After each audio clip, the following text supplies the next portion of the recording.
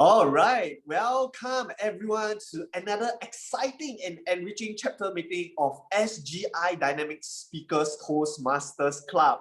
How are all of you doing today? If you are doing amazing, put into the chat. Amazing, amazing. Let's get the energy up and going.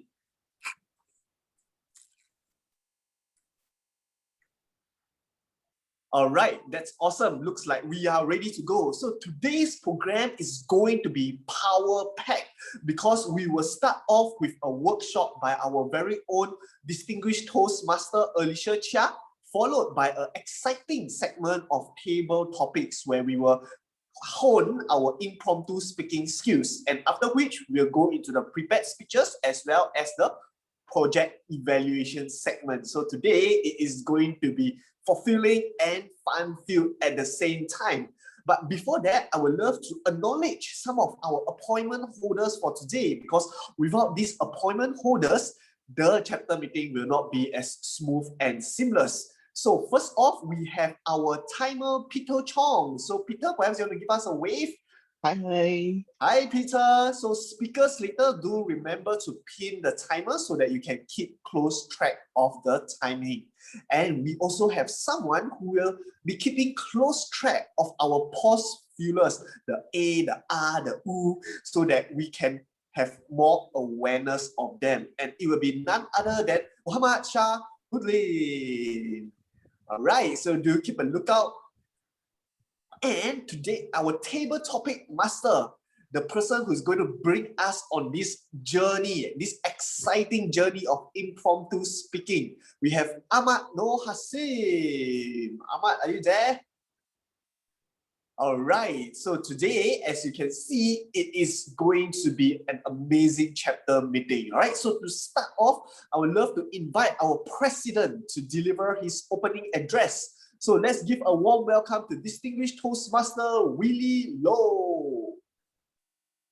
Thank you, Toastmaster of the day, fellow Toastmaster and friends. What is initiative?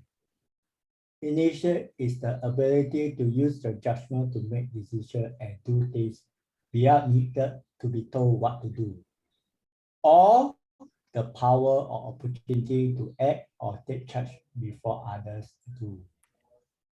So who should be the one taking the initiative? Every one of us. And when we show initiative, you do things without being told. You find out what you need to know. You keep doing when things get tough, and you spot and take advantage of opportunity that others pass by. You act instead of reacting and words. Most of us have seen initiative as action. We have, so you will ask me, where do you take initiative? It's in everyday life. Why? Because initiative is a self-management skill, and self-management is one of the 5 key life and work skills for everyone. When you use your initiative, you do things without being asked. Solve problems that others may not have noticed, needed solving, and you go out of your way to continue learning and growing. Simply put, using your initiative means being the person to seize an idea and get it off the ground before it's being asked for. This makes it as much a way of thinking as a skill, which is a good news because it means it's not a difficult to pick up as long as you have the determination. So, fellow Toastmaster and friends, we hope that in this chapter meeting, we hope to see your initiative, because initiative is when you get to learn. You make mistake is fine, but you get to learn, pick up and learn from mistake. Over back to you, Toastmaster of the day. Thank you, Mr. President, for always delivering such inspirational speeches. And indeed, having initiative can certainly value add our life. It will help us to step out of comfort zone. It will help us to refine our skills and from there develop to become a better person. And as Toastmasters, as members of SGI Dynamic Speaker Toastmasters Club, I am sure that we are certainly practitioner of initiatives. All right, now moving on to a long-awaited segment, our workshop for today on how to craft an inspirational speeches. You see, ladies and gentlemen, the ability to inspire is something that is truly powerful because it can help you to convey across your thought and message. It can help you to encourage people to take action, and it can help you to lead a team to greater heights. And today we have someone who is just the right person to share about inspirational speeches, because she personally is an inspirational figure of our club. So she's someone we all know, but here's an introduction for all of you to get to know her even better. So Alicia is the Division S trainer of District 80 and the pathway guide of District 80. She is also a qualified coach and trainer with many years of experience in the corporate and business world. She is an accomplished executive with a strong background in human resources, sales, and marketing. She has conducted management and technical on-the-job training for businesses and new business startups training, and has also developed the OJT blueprints and course curriculum for training. With her diverse background, creativity, vision, and leadership skills, she is a natural at knowing how to get everyone in their journey to better skills, knowledge, and performance in their lives and career in her role as a workshop trainer. Let's give a very warm welcome to distinguished Toastmaster Alicia Chia. Cha cha cha. Thank you, Toastmaster Thomas Chen. Okay, let me prepare to share the screen. Give me a few minutes.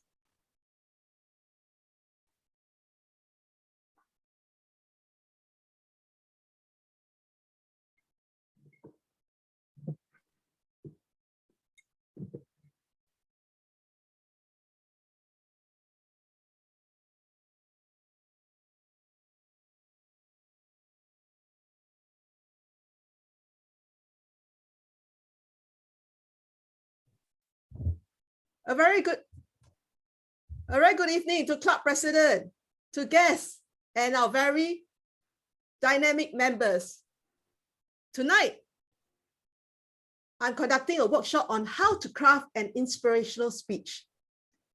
And at this workshop, you learn the strategies to craft and deliver impactful, inspirational speeches, which you will find one day you will need to speak on. Well, today's agenda, I will go through a few points, like first the introduction about the purpose of inspirational speeches. Then we talk about the main elements of an inspirational speech, which is the audience. Then how to craft the inspirational speech, being the charismatic speech or speaker. And then we'll have a little answer and question segment, and I'll have a conclusion, right? So if everybody's ready, we are good to go. Now, there are so many kinds of speeches that we make every day. In Toastmasters, we have the informational speech, persuasive speech, motivational speech, and even what we are doing today, the inspirational speech. Now, how many of you have done inspirational speeches? Can I show of hands? All right, we have. Okay. In fact, inspirational speeches, I would say, is the most difficult speech to do, I would say, apart from a keynote speech. Do y'all have faced any challenges delivering an inspirational speech? Please do type into the chat group so I can help address all these issues.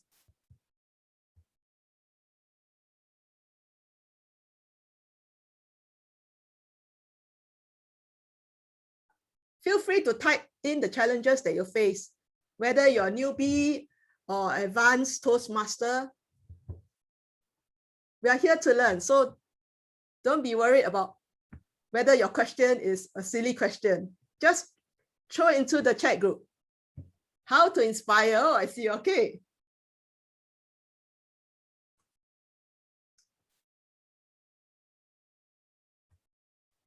All right, start the content, call to action.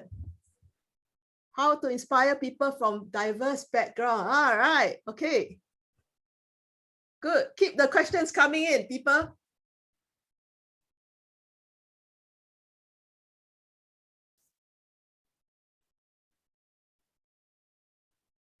Worried that I'm not good enough to inspire, self-doubt. All right, okay, that happens.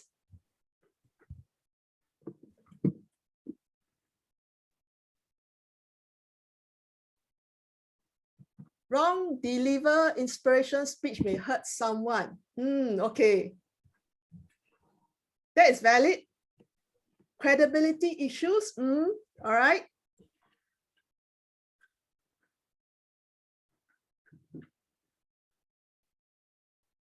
Any more questions? Don't worry. If you think of more questions, feel free to key into the chat group. Now, what is the purpose of an inspirational speech? You need to understand the purpose first. First and foremost, when we do inspirational speech, we are here to motivate and encourage the audience. Motivate the audience to improve in terms of personal, emotional, professional, or even spiritually. And as I mentioned, encourage the audience to tell them that they can experience greater success. They can adopt higher goals or ideals and contribute to success or goals of, let's say, even a club or an organization or your family. So there are many kinds of inspirational speeches. For instance, we have the commencement addresses, speeches to motivate business or sports teams, political rally speeches. If you have participated in political rallies or the past elections, and you just gone to listen to the speeches, and these are all very inspirational speeches. And I particularly like the religious sermons.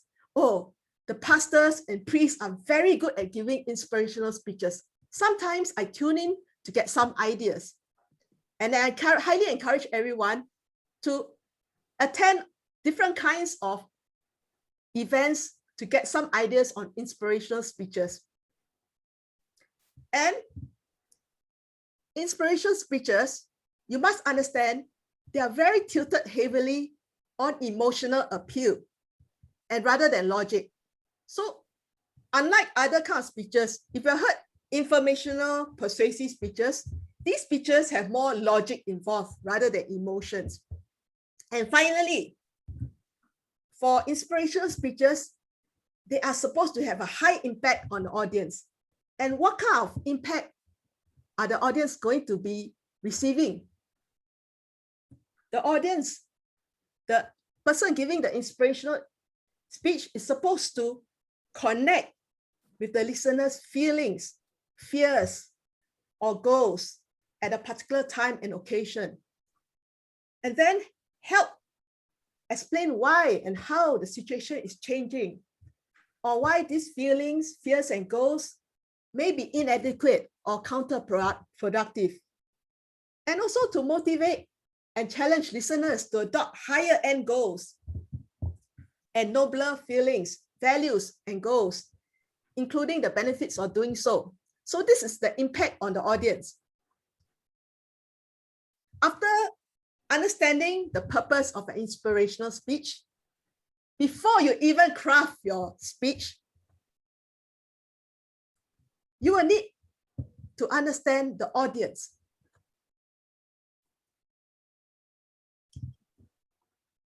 This is one of the major elements of delivering an inspirational speech. So first thing, some questions I'd like to highlight is, you must know what is the occasion. Is the occasion a graduation event where you are addressing an inspirational speech to inspire the graduates? Or could it be a corporate event where there's a merger and you need to inspire the staff to unite together? So the occasion is very important. And do you know the audience? When I say, do you know the audience, meaning to say, you need to find out who are the people attending your speech. For instance, today, who are the audience? The audience are the members of SGI Club and guests who may not be Toastmasters. So we need to find out who are the audience. By finding out who are the audience, we will know what's the age group, whether they're male gender, female gender, where they come from, cultural background. So you need to find out as much as possible about the audience. Something like fact finding. And after finding out about your audience, then the next question I raise to you would be, how can you connect with the audience?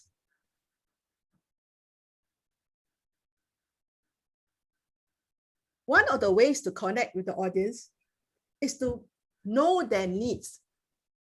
After finding out who are your audience, then you go back and check what are their needs. There's this famous psychologist called Abraham Maslow, and he came up with this theory of, he identified 5 human needs. The first, physiological needs, which things like very basic, air, food, drink, shelter, warmth. These are all physiological needs. Then the next level would be safety needs. Safety will be referring to security, stability, protection, and protection for harm, structure, and orderliness. This is safety needs. And the third level of needs will be belongingness and love.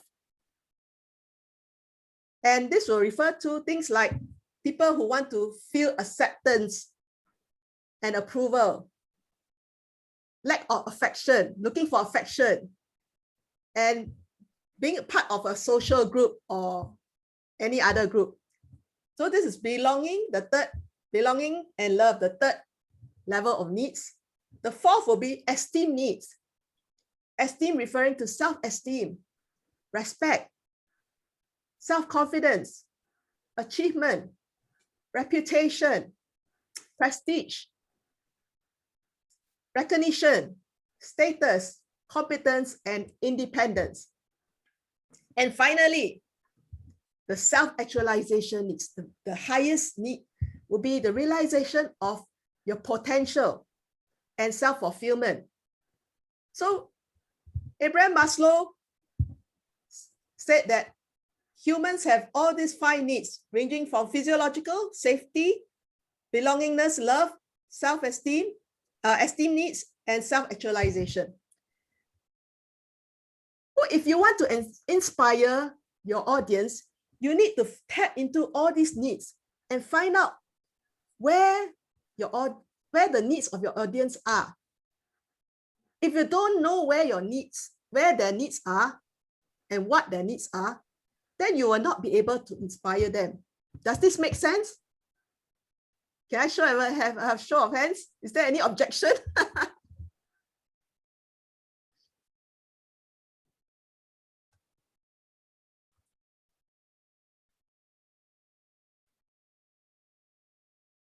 So once you have able to answer all these questions, the occasion, do you know them? How can you connect with them? You can connect by finding out their needs.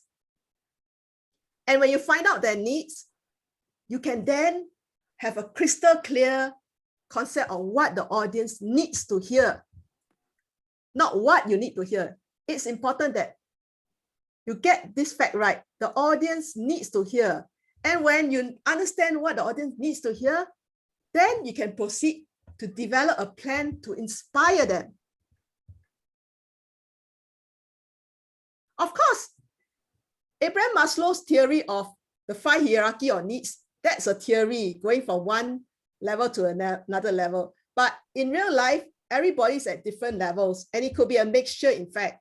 So let's be a bit more flexible in terms of this understanding needs. Besides needs, you can also, another way to connect with the audience, right, is to also understand their wants, their desires, what they want, what they strive to achieve. That is beyond the needs. And if you can pick up on all these issues, then you'll be able to connect with the audience. And connection is the key thing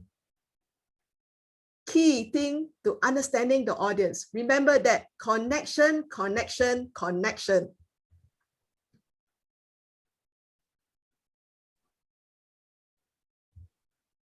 Some things you can also look into is what are the uniqueness about your audience as well. Okay, let's be flexible about understanding as much as you can about the audience.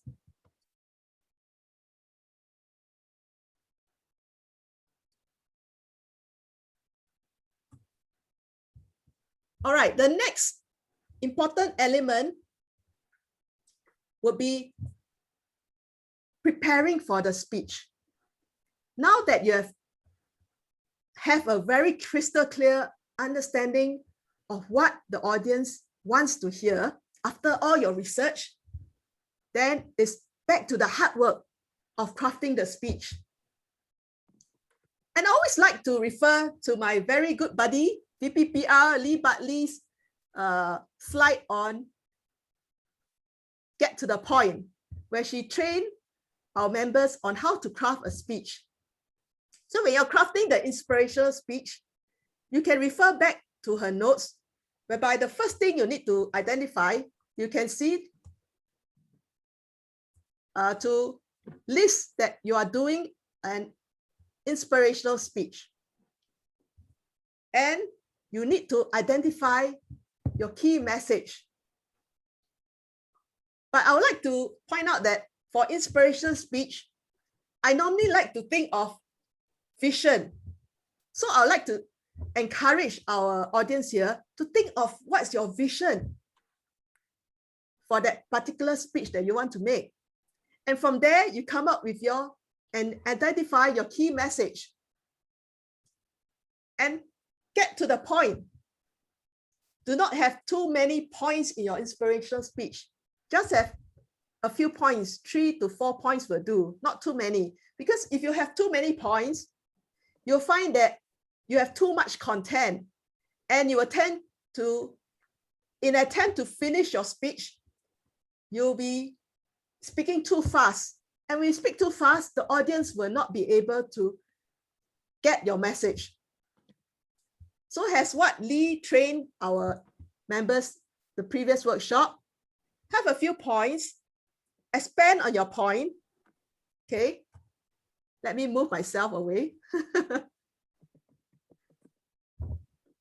And the fourth area, after you expand your point, bring your story to life or inspirational speech to life. How can you bring it to life? It's best to have human interest things, such as story and anecdotes. Anecdotes are short story.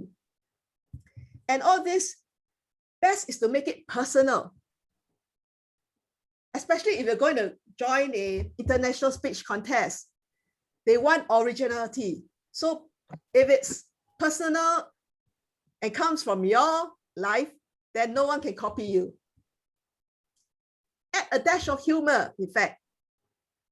And when you're speaking to your audience, the topic needs to be a universal topic.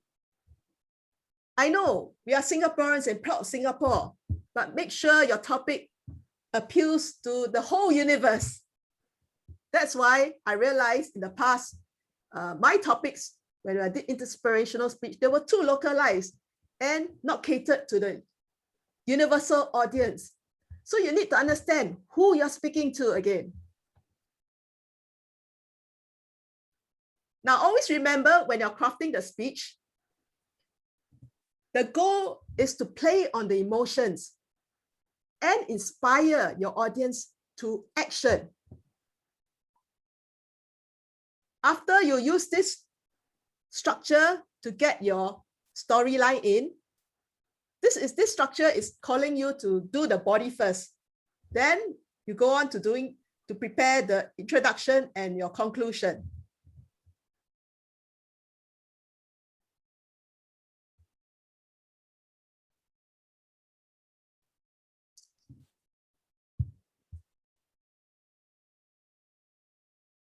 Now, the third element of an inspirational speech is the charismatic speech.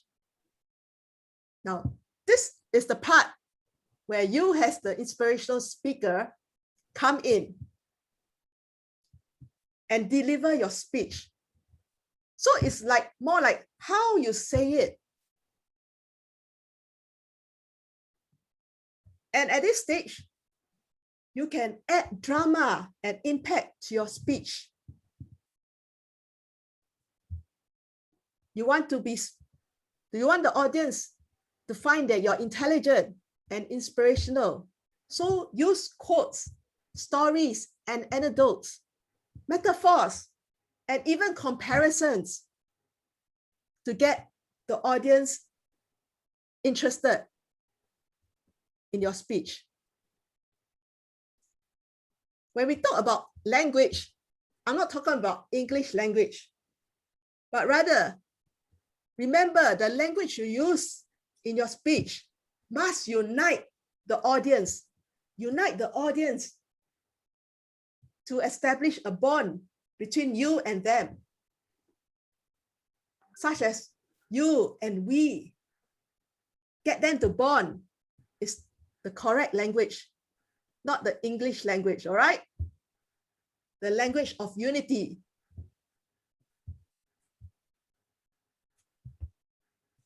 And when you want to get your audience inspired, I highly encourage you out there to use active verbs. Active verbs showing action. And what kind of active words will inspire the audience? I would like to highlight 5 active verbs, that you can consider to use in your speech. Give, learn, change, participate, and create. These are 5 interesting active verbs that encourage the listener to want to get out of the chair and take action. So when you're using all these active verbs in your speech, you're actually putting the cart before the horse and getting people to action so that they see the result, they get inspired.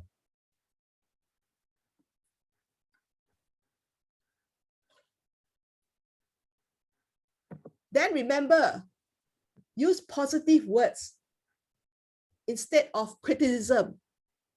Some of us forget when we want to present an inspirational speech, we put in criticism. Positive words will stir your audience to action. And I have one statement there, use their own language. Meaning to say, if you're speaking to an audience, maybe of engineers, you present your language in what they understand. So you need to speak to their level. That is called use their own language. You don't speak Queen's language to a group of people that are more, maybe not so well versed in the language, or they may be technical people, right? So if you can speak that language, you bridge the gap between you, the speaker, and the audience, and bring the gap closer. And that builds credibility. And your audience will be more receptive to what you're speaking. What about body language? Does body language play a part in inspirational speech? What do you think?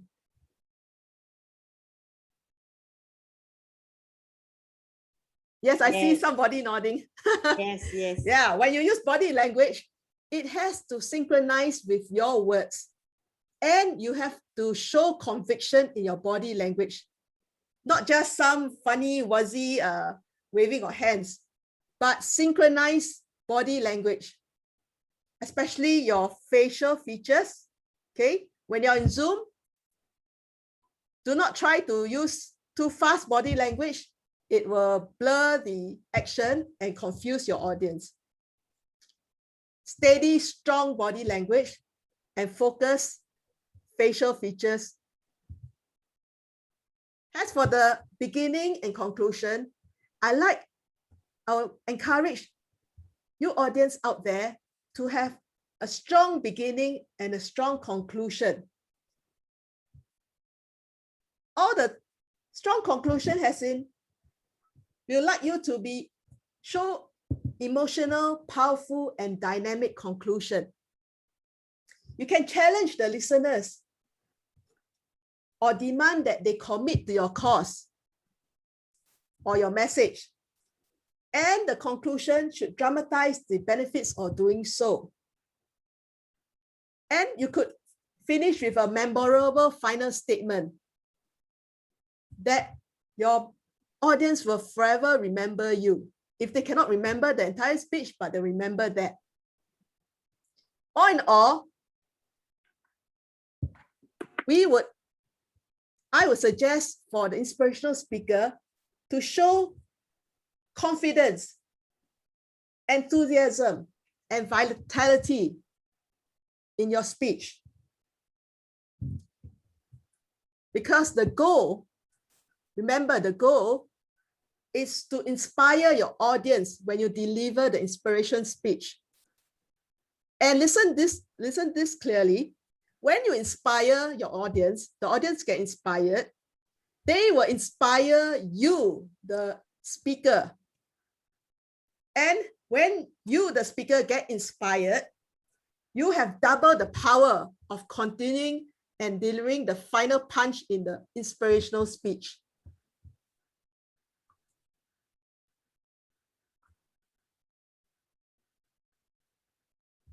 All right, at this point, do you all have any questions? Maybe I take a look at the chat box.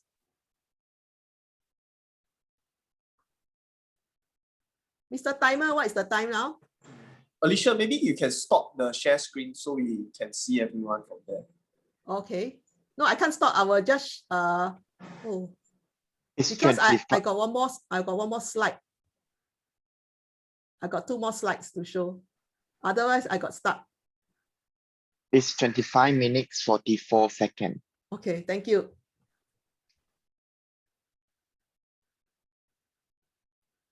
So anybody has questions? Yes. Yes. Can you give us a specific example Of what? of an ending? Oh, the ending. The ending got to be quite exciting, whereby you get your audience to want to get out of the chair. Specific example, you could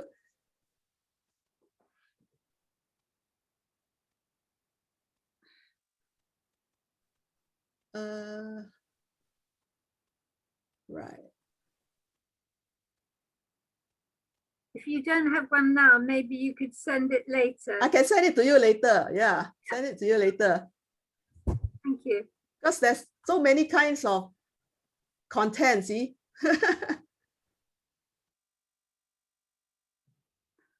Okay, people don't seem to be motivated. Have to give the right pause. People are not motivated because you probably have not found out what their needs are. All right, so you need to find out what's the audience needs.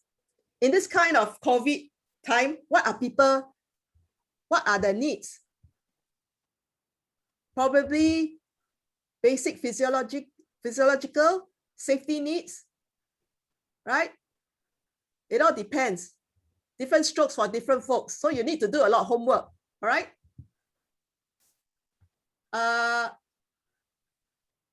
The other thing, I'm not too sure whether you all would be confused. I was always confused about the difference between motivational and inspirational speech. What's the difference, right? A motivational speech is to get people to do action. After they listen to you, like Anthony Robbins, he gives a motivational speech, people are excited to do something, right? But inspirational speech, your speech content, the key message, is able to touch the heart and soul of your audience. So it's an internal thing that the audience feels. So it's a much higher level when you do an inspirational speech. You're so touched that the audience may even cry and remember you and have dreams about you. Let me see what other question in the chat group.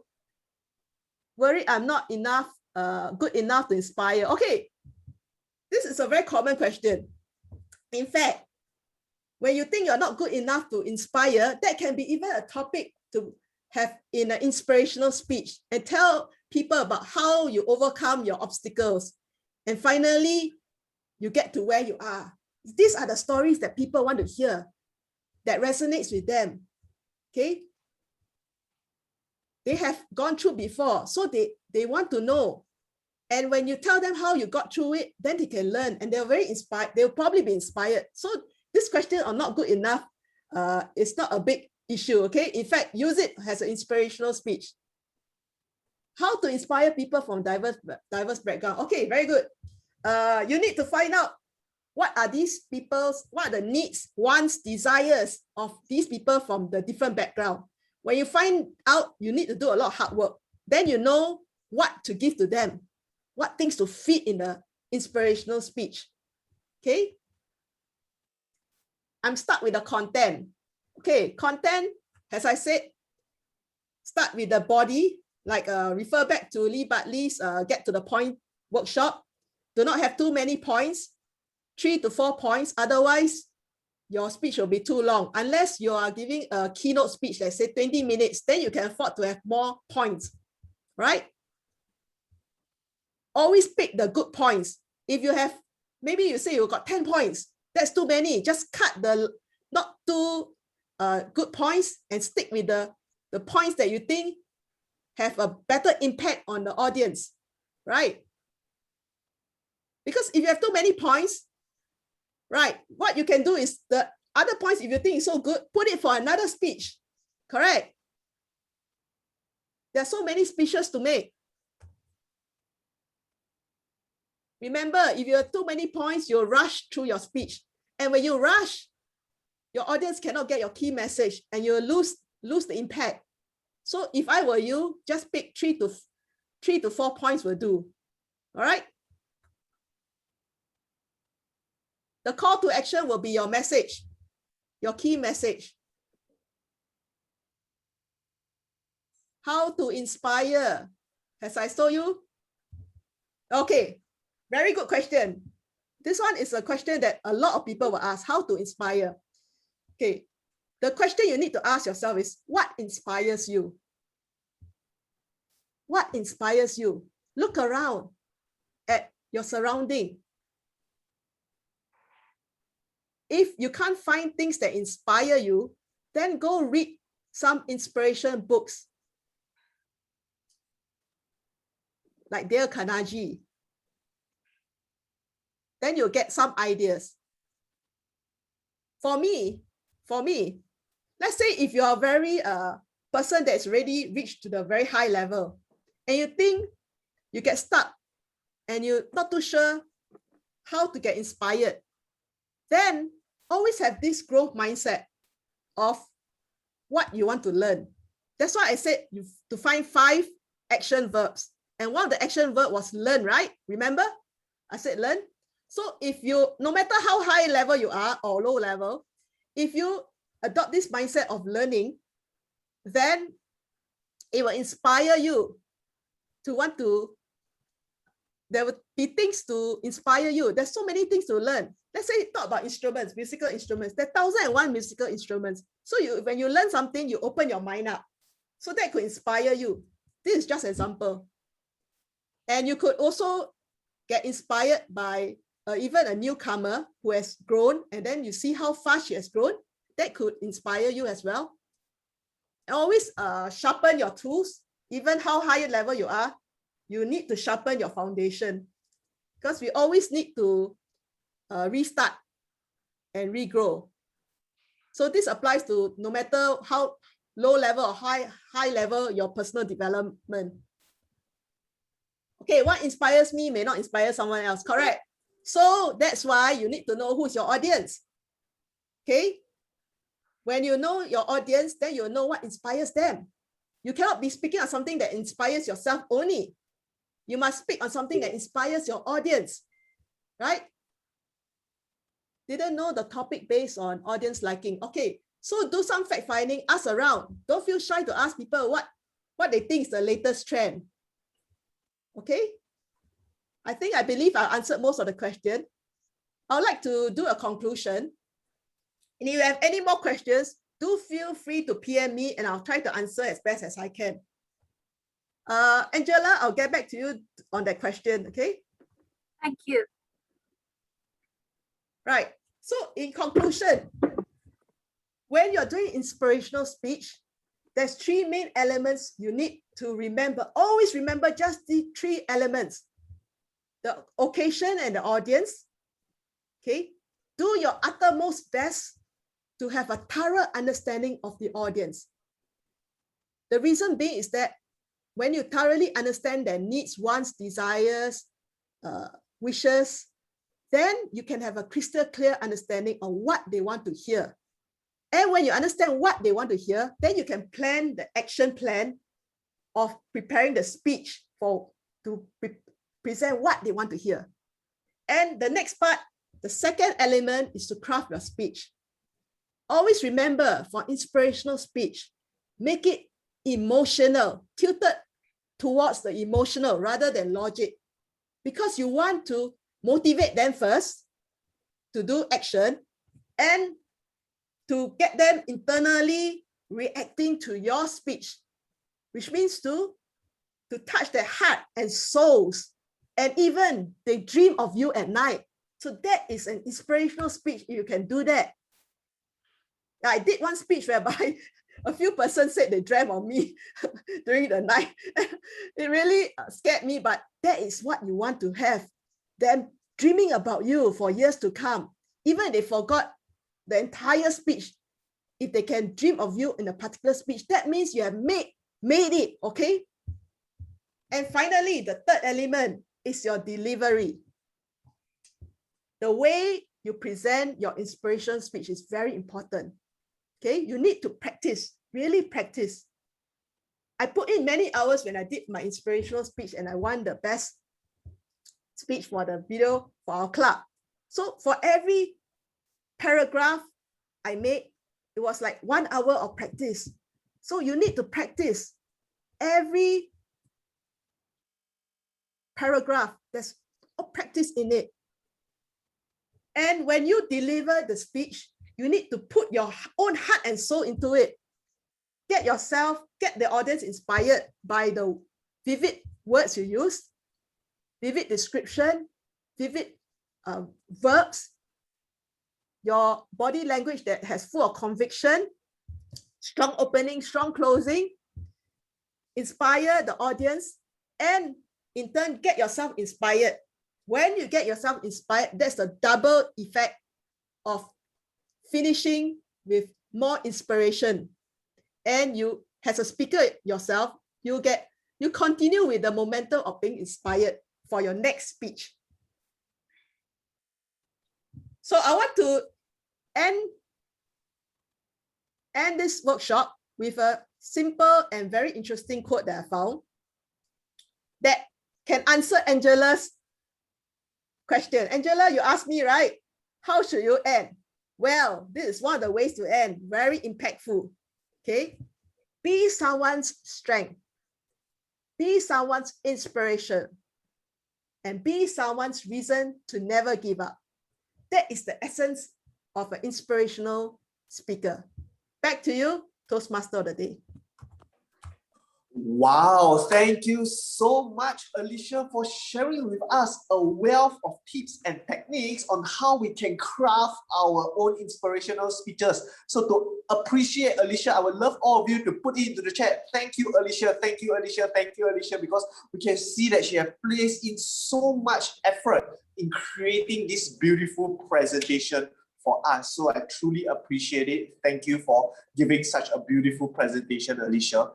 All right, so right now we will move on to the next segment, that is table topics, essentially impromptu speaking. How can we think quickly and speak coherently? Something which we can truly apply into our life as well, because sometimes we are required to speak on the spot, and by having a great impromptu speaking skills, it elevates our confidence and credibility. So our table topic master for today is someone who believes in dream power, and he wants to change disadvantages into new opportunities. Never give up. Let's give a very warm welcome to Ahmad Noor Hassan. Thank you, Toastmaster Thomas. Fellow Toastmaster and distinguished guests, good evening, good morning, good afternoon. One of the most exciting portions of the Toastmaster meeting is table topic session. I prepare 20 topics about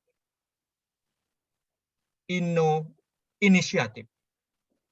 The main objective is to challenge members to develop their impromptu communication skill to effective think on their feet by answering questions. We will also want to give you every member to speak at the time. Right. I will share my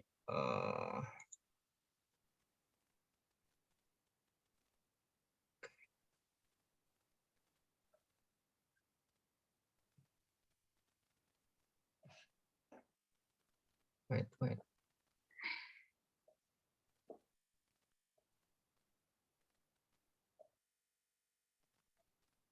Fellow Toastmasters, every participant have 2 minutes to speak in this session. 1 minute, timer will sign green. 5 minute, timer will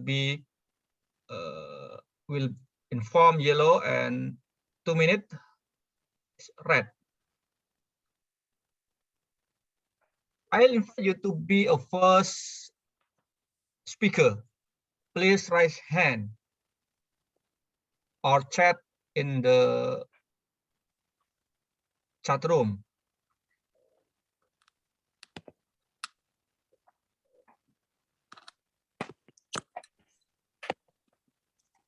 Ahmad, you can do the volunteering.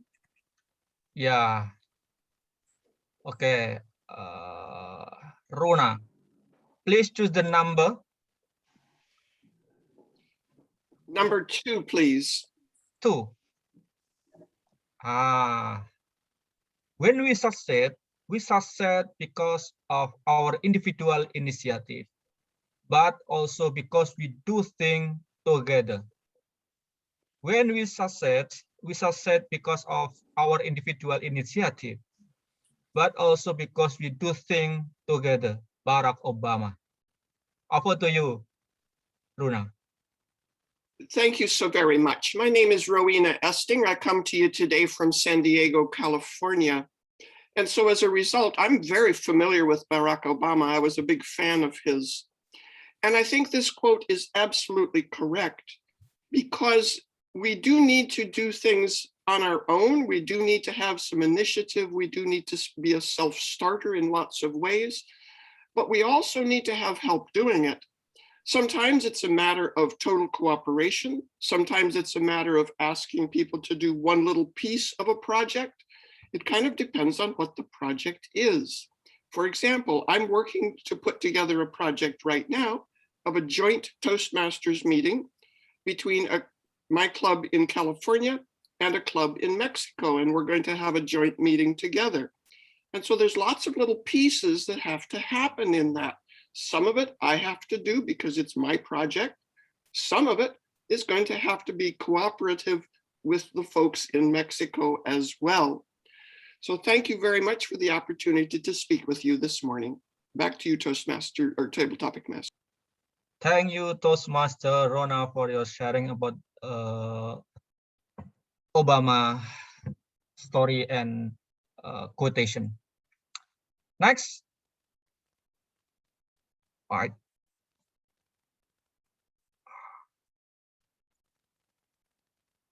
Who is volunteer? Next volunteer?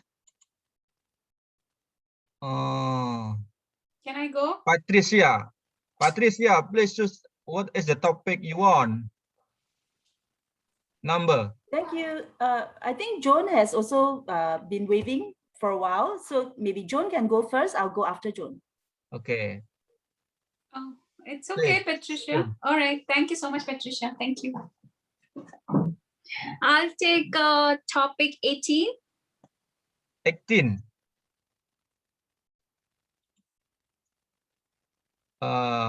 Courage and initiative come when you understand your purpose in life.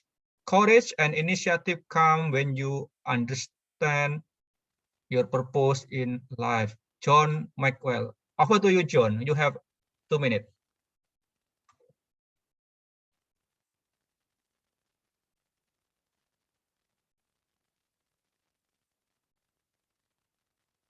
You are muted. President, fellow Toastmasters and guests, courage and initiative come when you understand your purpose in life. Purpose in life is so, so important. Purpose in life will teach you how to take each and every step in your life. Without purpose, there is no life actually, because you feel so depressed and sad and you start thinking, why are you here? Why are you here on this planet Earth? I can share a story about myself. Just a few years ago, I thought, why even am I born? Because am I even contributing anything in this world? What am I doing besides just eating and sleeping? And there is no purpose unless and until I started reading spiritual books. I started reading books which gave me and told me that we are all children of God and we are all born for certain things. And even if nobody loves you, God loves you. And this is exactly what you need to do, is spread love. So my friends, if you feel there's no purpose in life, just spread love, and your purpose should be to spread love to each and every human being. As Alicia pointed out today, that is a basic need in our life. So be an initiative and fulfill that basic need and spread love, spread happiness, and you have achieved your purpose in life. Back to you, Toastmasters of the day. Thank you, Toastmaster John. Short, to the point, and can be understood. Thank you. Next, volunteer Patricia. Thank you, Please. Table Topic Master Ahmad. Yes, yes. I'll choose topic, table topic 11. 11.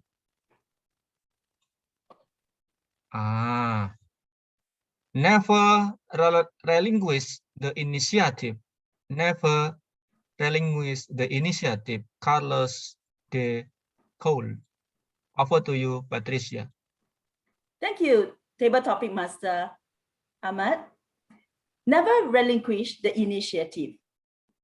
This is a very short 4-word sentence. I suppose we have to first understand the word relinquished. I would think that is to pass that duty away to someone. Never relinquish the initiative. It is important for people to take initiative for things.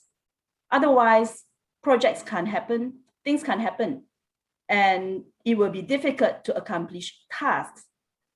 I think this is so true in the workplace setting, where everyone just has to take initiative for things, for projects, so things happen. It is very difficult when people don't take initiative and they just wait to be asked to do things. It is also so important, even in the Toastmasters Club. Everyone has to take the initiative. Just take up an appointment role and do whatever is expected or beyond what is expected. I think it is just so important to have the initiative to do things. And when everyone takes initiative and puts in good efforts, the magic just happens. So that's what I have for today. Thank you very much for this topic. Toastmaster Ahmad, back to you. Thank you, Toastmaster Patricia. And next volunteer, please. I would like to take up a topic. Who is?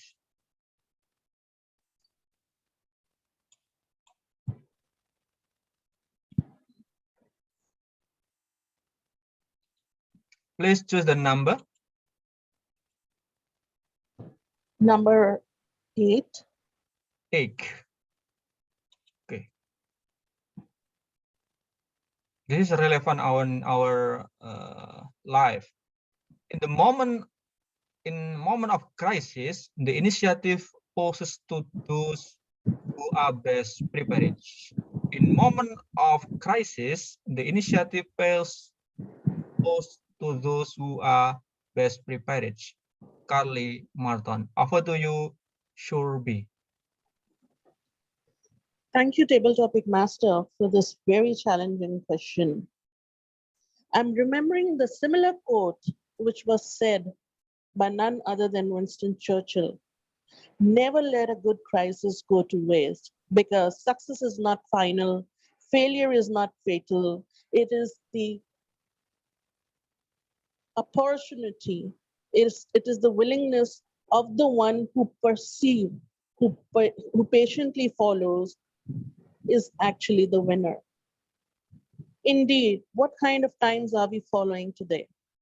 In these corona pandemic times, who had witnessed that the world would face such kind of challenging times? Nobody ever thought of this.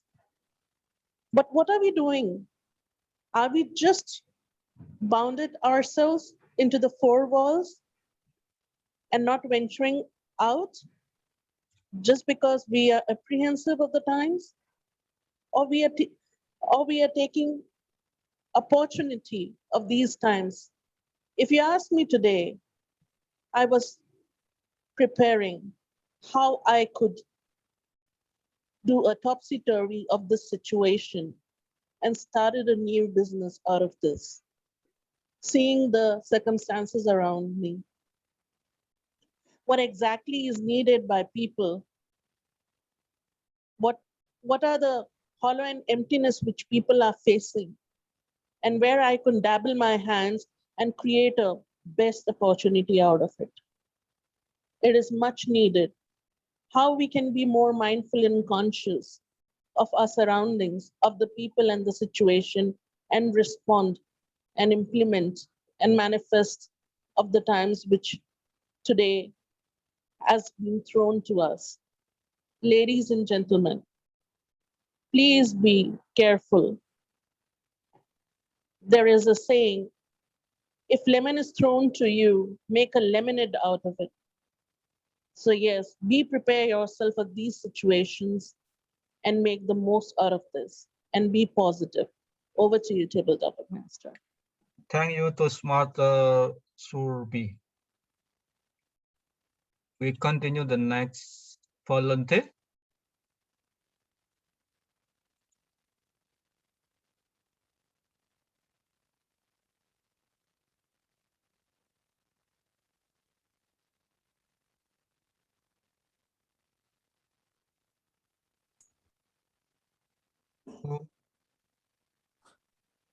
Okay. Counter. Okay. Please choose the topic, Mr. Shah.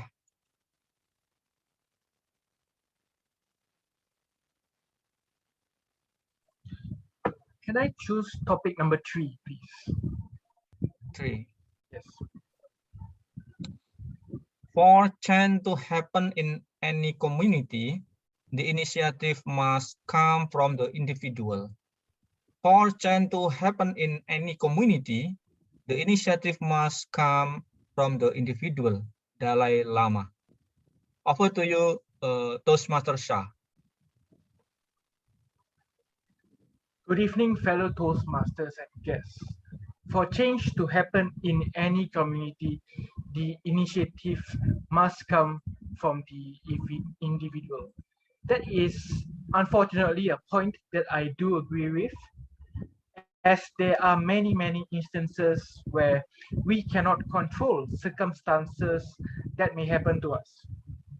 For example, with last year's and still ongoing pandemic, how many of us had to radically change our lives to transform our lives from going to the office to working from home? How many of us had to change our way of life to cope with a pandemic? For some of us, this isn't our first pandemic. We have experienced a pandemic before in 2003, back then with SARS.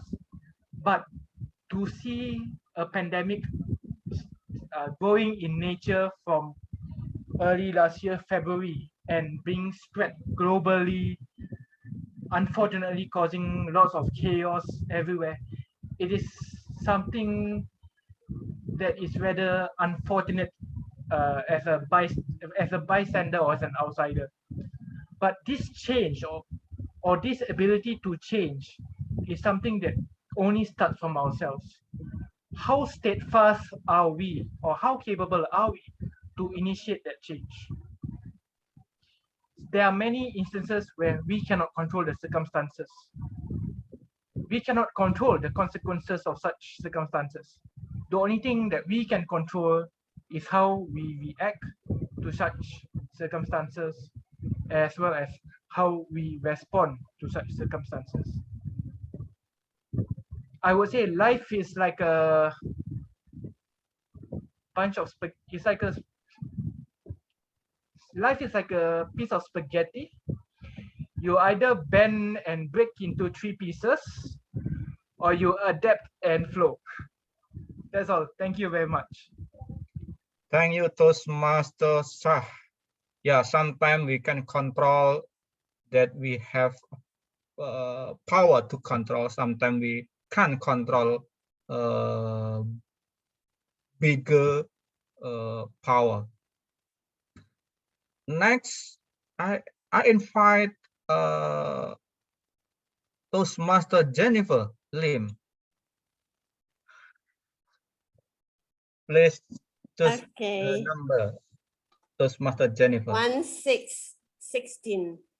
16. Yeah. Okay. You don't drown by falling in the water. You drown by staying there. You don't drown by falling in the water. You drown by staying there. Edwin Lewis Cole. Over to you, Jennifer. Thank you, Table Topic Master. Good evening, Club President and fellow Toastmasters. You don't drown by falling in the water. You drown by staying there. It depends, really. Depends on how deep is the water, and depends on whether you can swim or you can't swim. So honestly, if you say that, I would say that if I take an example of a project that probably I'm involved in, if I'm doing that project and I just stay there and don't delegate, don't have a team, to work with me, then I may drown because I have no help. I cannot do everything by myself. Thus, I need to find my teammates. I need to find and delegate the work to some of the people to help me out. Just like when you are in the sea, when you are there, you are about to drown because no matter how good a swimmer you are, if there's undercurrent, you may drown. However, if you just stay there and don't do anything, you definitely will drown. You either call for help or you struggle yourself and swim to shore and you will survive. Likewise, on a project that you are doing, you have to do it by delegating and getting the teammates to help you, and together you survive. You will not drown. Back to you, table topic master of the day. Thank you, Toastmaster Jennifer. Good story. We have Gracia Waltono. Please choose the number, Has Gracia. number 15 been taken? 15. Mhm. Okay. Initiative is at the heart of manhood. Thank you Initiative very is much. at the heart of manhood. Dennis Rainer. Over to you, Gracie. Thank you very, very much, table topic master Ahmad. Initiative is at the heart of manhood. Wow, I love this quote because I'm a firm believer of the philosophy that as human beings, we are constantly changing, we are constantly evolving. You can ask me, who are you one day? And maybe in the next hour or so, I'll be a different person because we are different people with every piece of media we consume, with every new person we meet, with every new story we read and tell. And I love that a lot because initiative is at the heart of manhood. And what I take this to mean is that initiative is that bold surge you have, that fire inside you that you take to move on and pursue greater heights and new horizons. We are constantly changing because it's what's good for us. Everyone loves to be in the comfort zone. It's nice in the comfort zone. The comfort zone is constant and change is always, always uncomfortable. When we take that initiative to change, we automatically also grow. And when you grow as a person, you become, well, in a sense, better. And of course, as human beings, we've always been bettering ourselves since the beginning of time. We moved on from stone tools to wood tools to steel. And it's been like that since the very continue to change and continue to be very solid in our hearts. So initiative is at the heart of manhood. This is a quote I greatly resonate with. And to all of you, I know it may be uncomfortable, but step out of that comfort zone. It's probably worth it. What would I know? I'm only 16. Thank you very much. Right back to you. Thank you, Toastmaster Grace. I invite who is Toastmaster Kanan. Are you ready?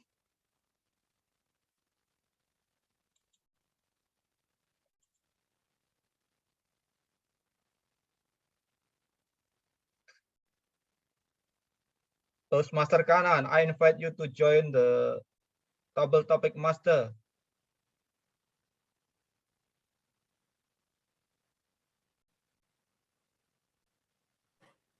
Yeah, maybe he's not there. Not there. Yeah, Yes. hello. Oh, he's there. Okay. Yeah.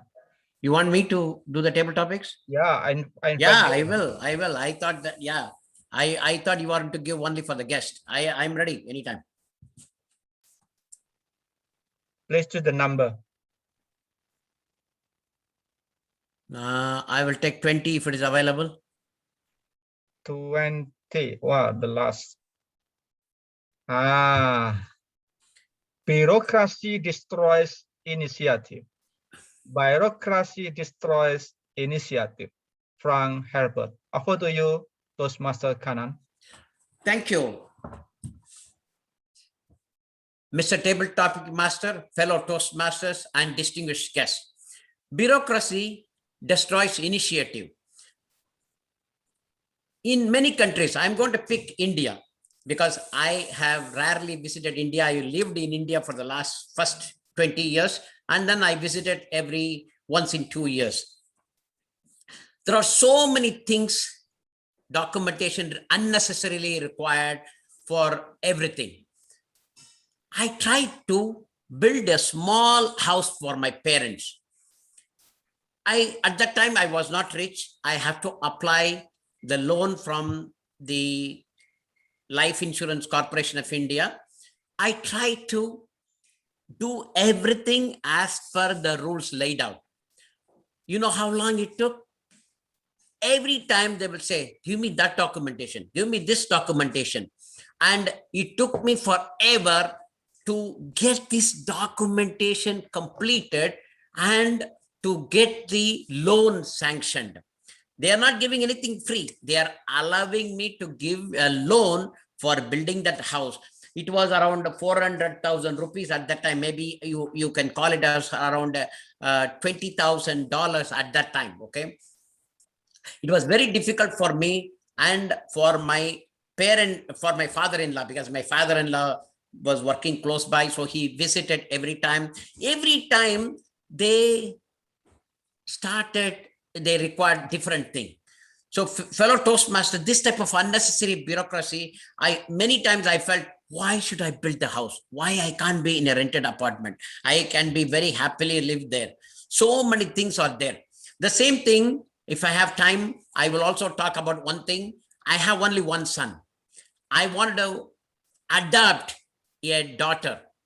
There were so many kids were thrown out, and I think it's red. I will talk about this later. Back to you, Mr. Toastmaster. I want to summarize that unnecessary bureaucracy destroys the initiative from people. Back to you, Mr. Table Topic Master. Thank you, Toastmaster. Very interesting story from India. We have two topics before we finish the session. Please raise hand, or can I invite you?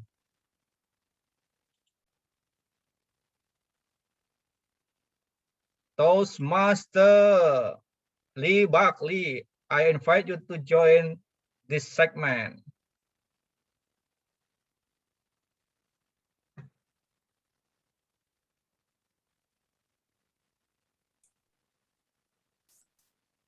Okay.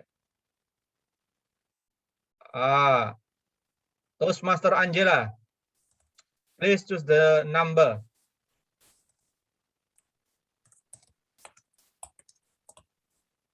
16. 16. If not 17, if not 18, if not 19, if not 20. He wants to answer everything. I just want to not spend hours discussing numbers.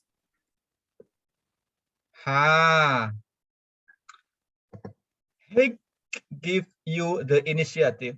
Higgs gives you the initiative. Adopt Malan. Over to you, Toastmaster Angela. Height gives you the initiative. Well, as one of the short people, I'm bound to have a view on this, aren't I? Yes, it does give some people the initiative when it comes to reaching things down from high cupboards. But there's plenty of other things you can do. We all know all the metaphors about ladders, and faith is taking the first step and getting on the ladder, usually as a metaphor. What you often find is that small people team up with taller people, and the small people take the initiative of finding taller people to help them. It's all a matter of teamwork. Well, I remember one particular occasion when everybody was trying, we were in Japan as a student group, and I'd won a place on this group to go and visit Japan by writing an essay when I was a student. And we were locked out of our Japanese youth hostel, and all the others were trying to climb over it. And one went over, and then another went over, and then another went over, and I was left behind. There was no way I could climb over it. And I just lay down on the ground and thought, what am I going to do? And then I realized that at the bottom of the netting, there was a kind of undulation, and I could wriggle through. So I wriggled through underneath. So height can give you the initiative, but if you haven't got height and you've got initiative, you have to find another way, and you may have to wriggle through like I did. Thank you for that topic by Adolf Malan. I don't know who he is, but he was very interesting. Thank you for that topic. Back to you, Toastmaster of the Day. Thank you, Toastmaster Angela. The last participant is Alicia. Okay. Please choose the number, Alicia. Can I pick number 4? Has it been taken? 4. You can. Take stance, take risk, take responsibility. Take stance, take risk, take responsibility. Moral Siwa. Over to you, Toastmaster Alicia. Very thank you to Table Topic Master. A very good evening to club president, guests, and members. I have this topic: take stance, take risk, and take responsibility. When I was young, I always followed what people told me to do. Like, for instance, my mother wanted me to be a teacher. My father wanted me to earn tons of money. But I just wanted to be like my big sister. So I took a stand. I followed her, but it didn't work for me. I took a risk, follow.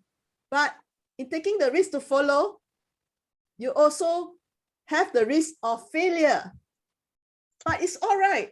When you take a stand, you make a failure, you learn, and you pick up yourself. And that's where you learn to take responsibility for your own failures. Life can be like a roller coaster. It's exciting. You can always don't take a stand, be a fence sitter.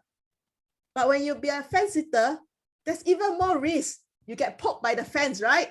So I prefer that no matter what situation, you have to make a decision, take a stand, take a risk, because you only live once.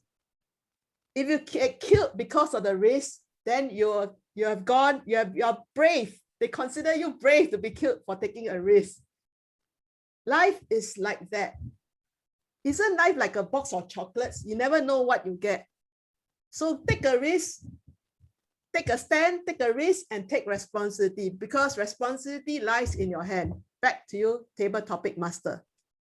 Thank you, Toastmaster Alicia. The time is limited. We have to continue our session. Thank you for your participation in this session. Over to you, Toastmaster Thomas. But do I need to report the time? Oh yeah, sorry. Please, timer. Ryan will be all within time. Ryan will be 1 minute 2 seconds. Joanne will be 1 minute 28 seconds. Patricia will be 1 minute 26 seconds. Serby will be 2 minutes 20 seconds. Shah will be 2 minutes 15 seconds. Jennifer will be 1 minute 58 seconds. Gracie will be 1 minute 46 seconds. Kanan 2 minutes 13. Angela 1 minute 15. Then Alicia 1 minute 15. All within the time. Thank you. Thank you, Toastmaster Peter.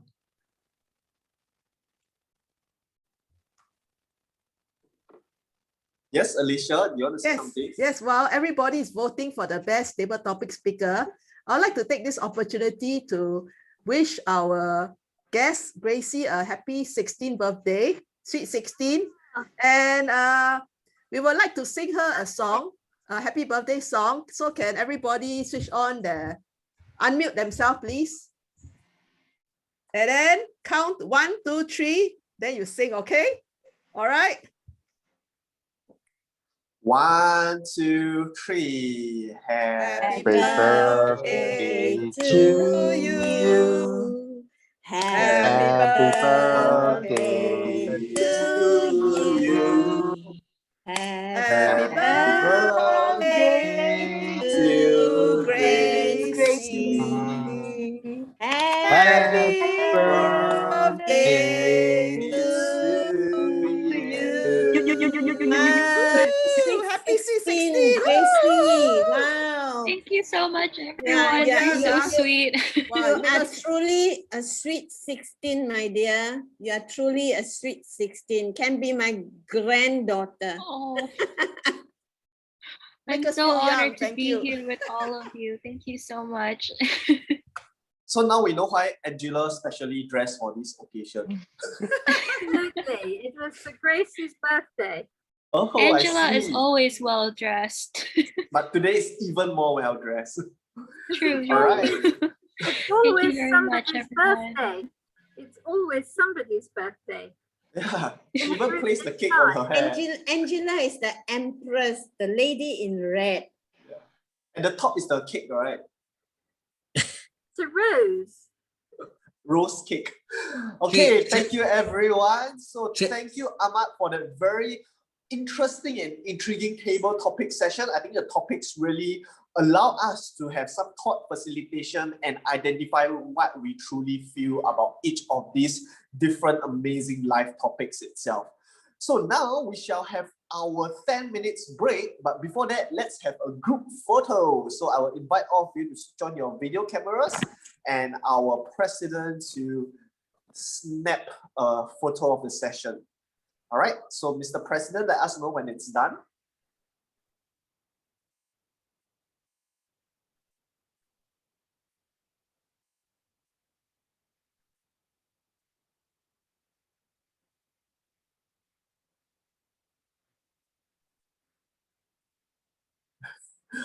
Willie, we can't see you in this. I think maybe not an immersive view because we also can't see the birthday girl.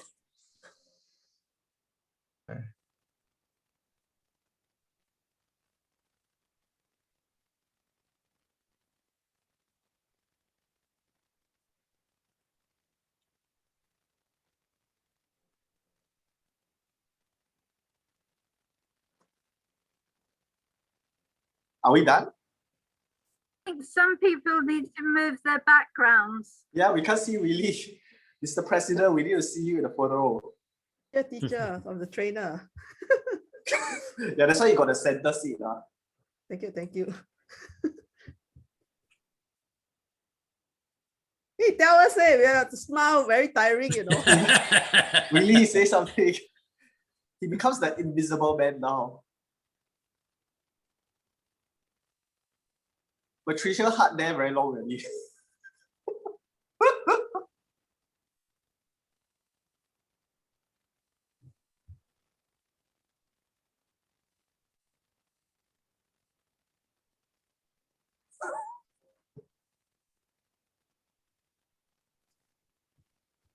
Are we done? Do we still Yeah, need we to are vote? done, we are done.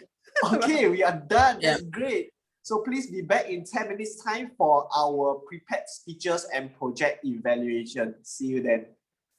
Toastmaster of the day, can I take one? Do give us a hi, give us an emoticon or switch on your video camera so that we know you are back, because we don't want any of you to miss out any of our exciting speeches ahead. All right, Angela, I see you have been raising your hand for quite a while. Do you want to lower your hand? Yes. Yes. All right, now we shall move into our prepared speeches segment. So our first speaker will be attempting presentation mastery level 3, increasing knowledge, connect with storytelling. May I invite the evaluator to share with us the purpose statement?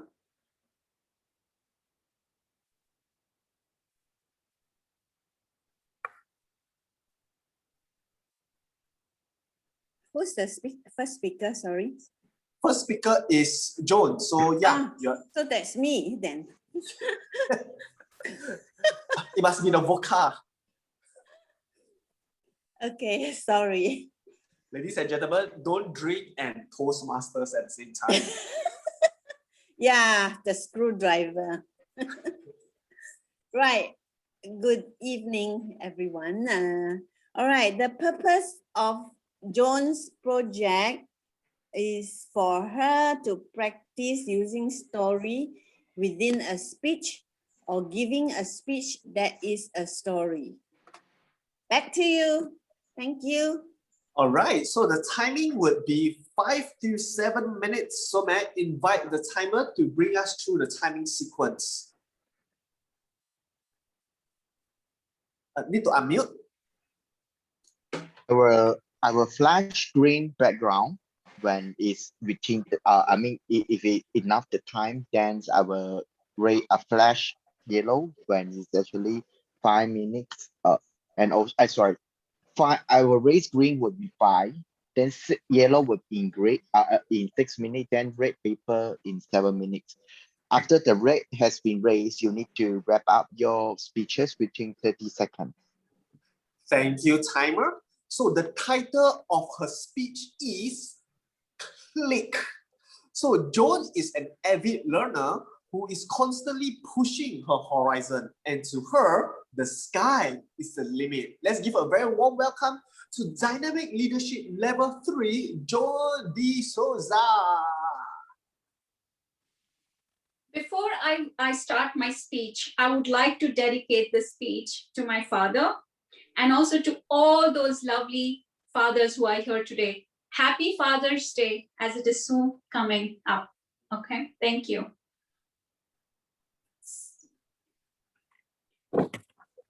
Yesterday, my daughter Rachel was sitting and watching her favorite TV show.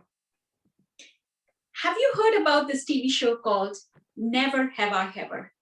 Raise your hand if you have heard about that TV show. Okay, I can explain a bit more about it. It's about this young teenage girl who is trying to fit herself in a new culture. And the main character of that TV show is Devi, an Indian girl. And as Devi started behaving cool and acting cool, Rachel was sitting on the couch, started behaving very cool. And her temperature, I could feel, was just falling down through her facial expressions. And not just her facial expressions, but even her body posture was falling down. She started tilting very close to the television. From 90 degrees, she was 80, and then she became 70 like this. My husband walked into the room and screamed at her, "Rachel, sit straight or you'll get a hunchback." I turned and screamed, shocked and froze. Why? Because 2 days ago, I saw my husband sitting in the same posture watching his favorite television show. Not watching the coolest girls, but a favorite football match. And he was sitting exactly like this in 70-degree angle. President, fellow Toastmasters, and guests. Now, why did I freeze? Because if I would have corrected my husband right and right there, he would have been very angry with me and said no to all the chores.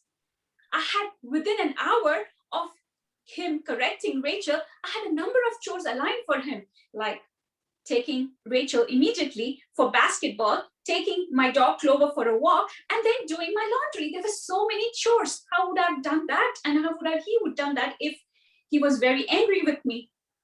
Not just that, but if I would have corrected Rachel, I would have corrected my husband right in front of Rachel, Rachel would have never even listened to him in future.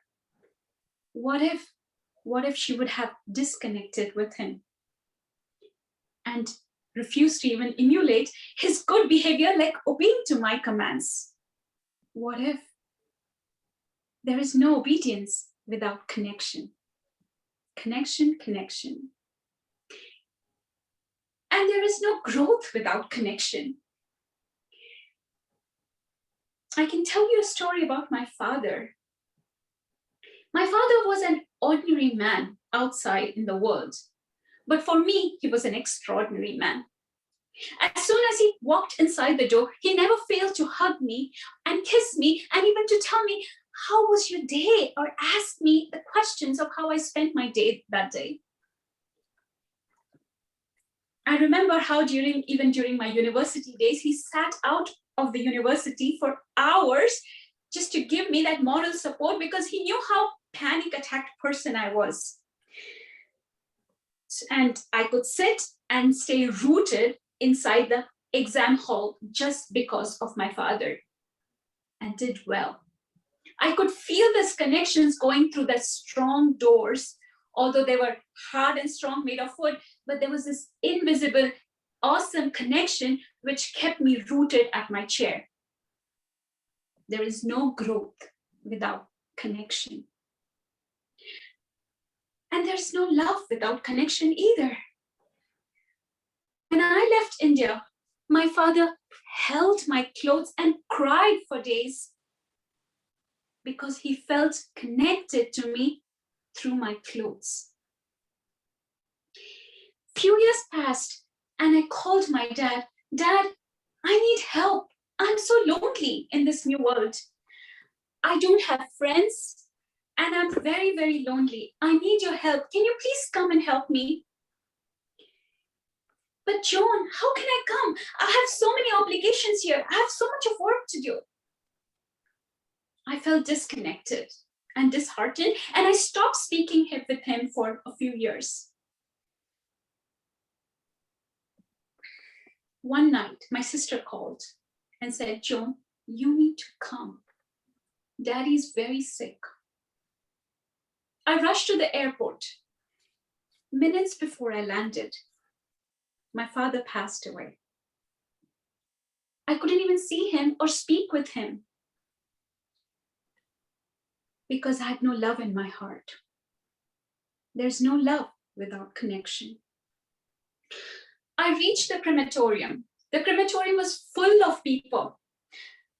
A lot of people called me, Joan, do you need help? Feel free to reach out, okay? If you need any help, please don't hesitate. My father died not investing in wealth, but in investing in people. He never failed to give anyone a shoulder to cry on during their hardest time, or even to participate in their joyous moments when they were having their celebrations. He never failed to send them a personal card. He never failed to connect. There is no love without connection. There is no love without connection. There is no growth without connection. And there is no obedience without connection. But my friends, we still don't connect. These days, we are just one click away from each other. We may be thousands of miles away from each other, like how I am, or Angela is, or how Kanan is, and how Willie Lowe is our president. But we are all thousands of miles away, but we are just one click away from each other. But we still don't connect. Today, let's make a vow, intentional vow to connect intentionally with at least one person a day. You don't know. You may be able to give someone a shoulder to cry on and give them a virtual hug. So click the link and connect. Back to you, TMD.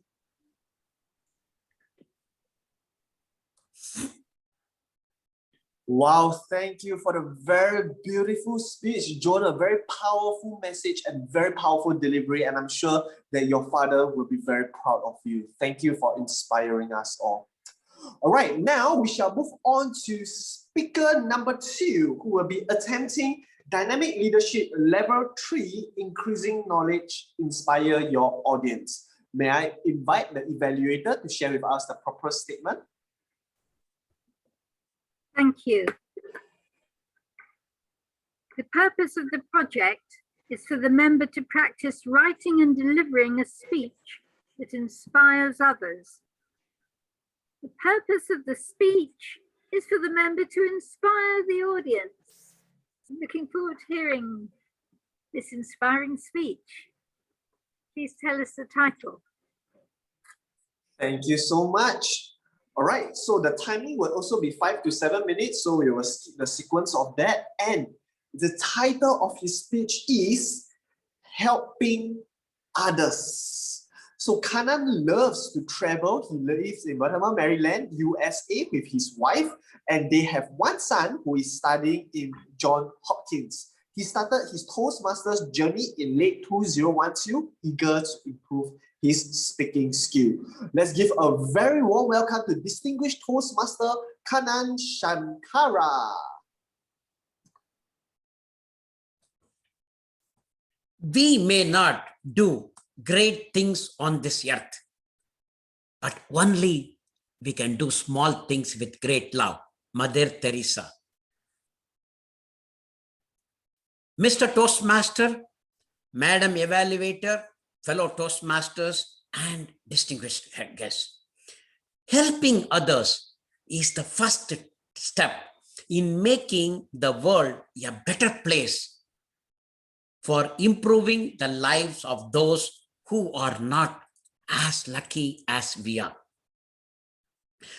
But it is shown to bring many benefits for those who choose to help and might just be the key to happiness. There is a Chinese saying that goes, if you want happiness for 1 hour, take a nap. If you want happiness for 1 day, go fishing. If you want happiness for a year, inherit a fortune. If you want happiness for a lifetime, help somebody. For centuries, great thinkers have suggested the same thing in different words. Happiness is found in helping others.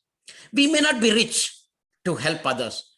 Volunteering maybe your time, money, or energy to help others will make the world better. As Toastmasters, we can help others by mentoring. We can be a distinguished Toastmaster, but we can help others so that will make us happiness. Like John D'Souza's father, who lent his shoulders for other people, who helped others. We need to help others. Helping others is not only good for them, but it is a good thing for us. Fellow Toastmasters, Mary religion says the same thing in different words.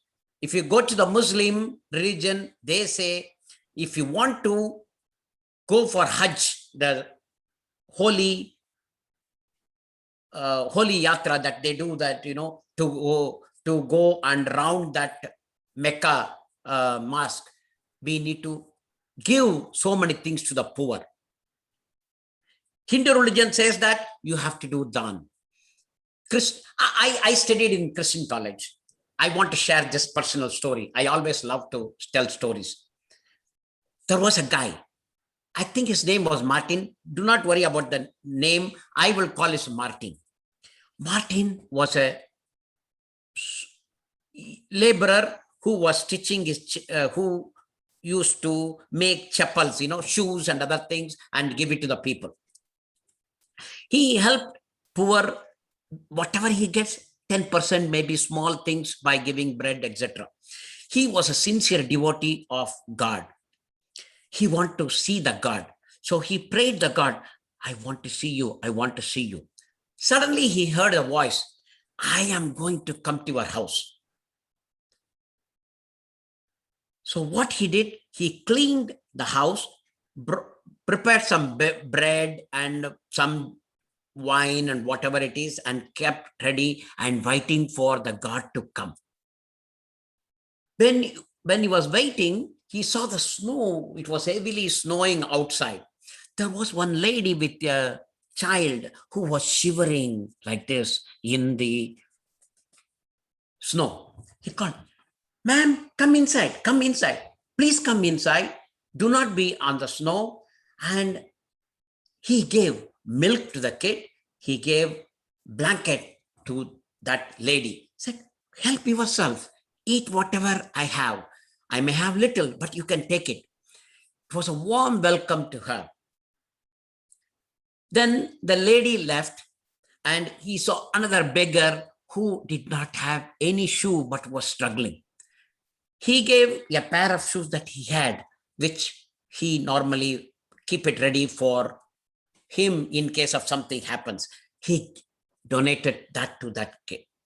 Still waiting, he could not, the God did not come. He was so disheartened. He said, God, you said you will come. Why you didn't come?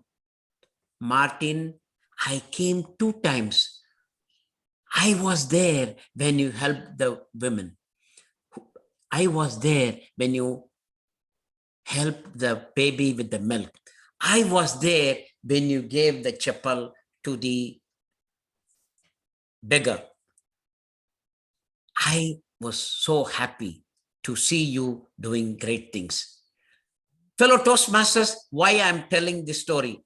Christianity also says we have to help others. Irrespective of the religion, every religion says the same thing. You may ask, what are the benefits of helping others? I'm going to just summarize in the interest of the time. Helping others feel good. It creates a sense of belonging. It gives a sense of purpose. Giving helps keep things, it is contagious. If you give, somebody may follow you and may also give it to others. Helping others can make us live longer. We can be proud.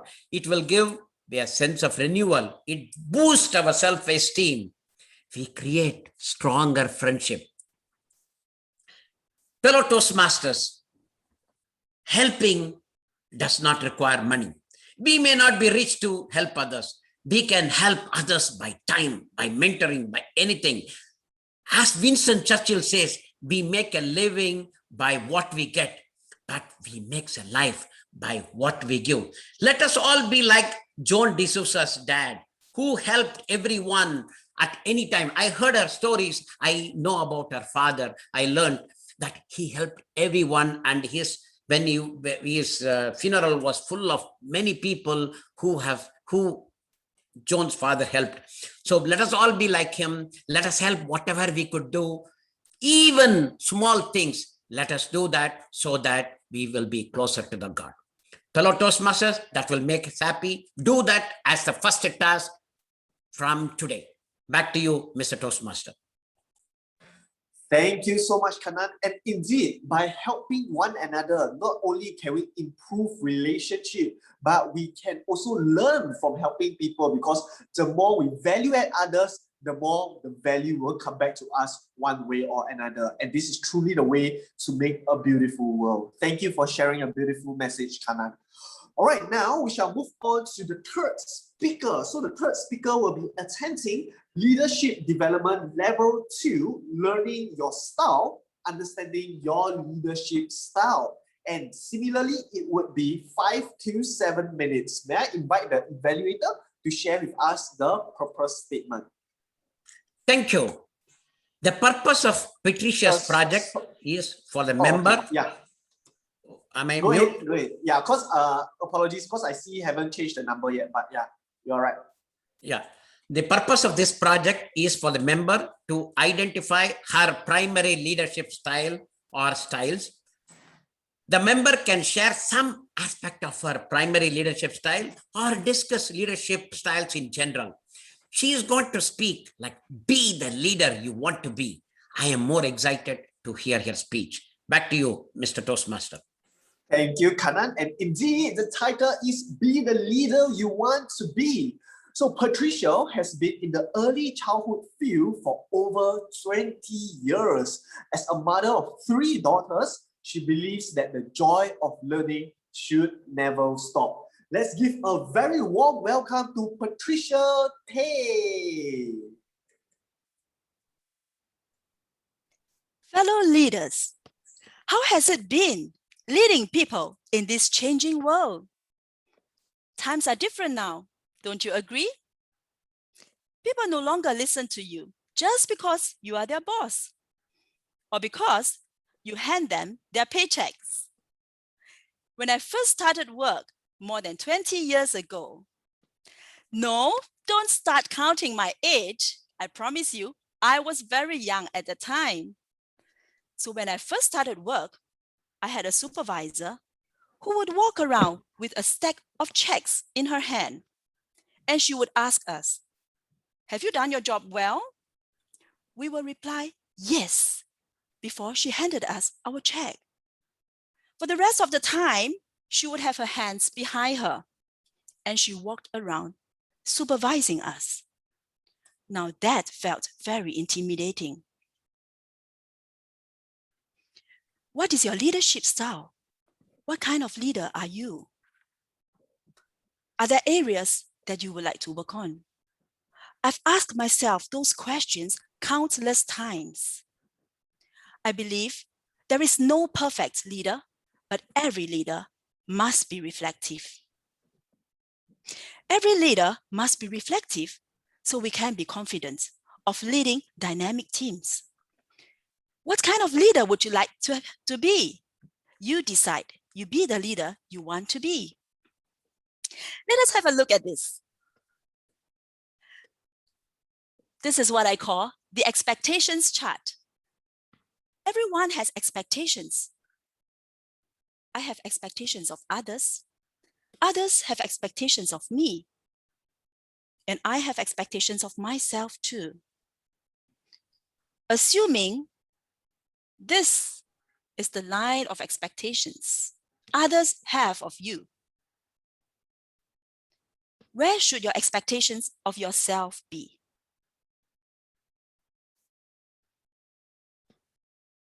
It better be here. Because only when we expect more of ourselves than what others expect of us, then we can be confident leaders. What are the qualities of a good leader?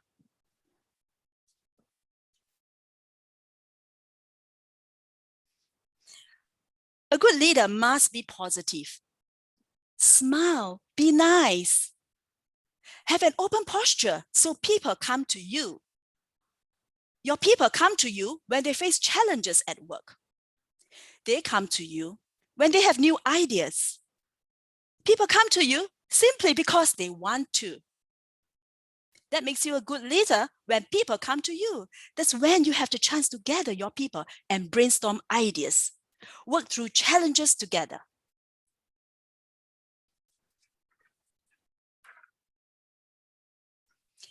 Value your team. True story. Once, there was a preschool principal.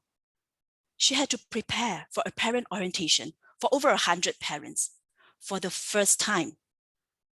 She was so nervous, but she knew she had to give her best.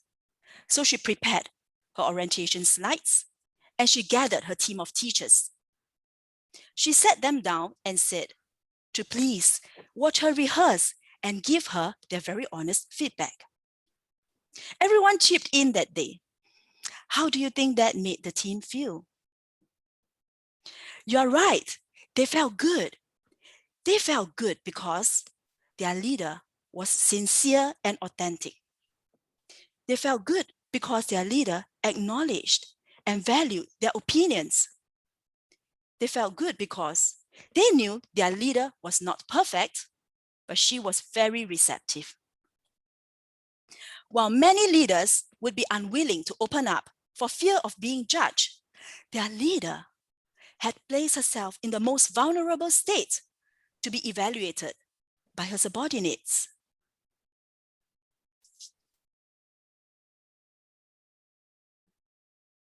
Good leaders must expect growth.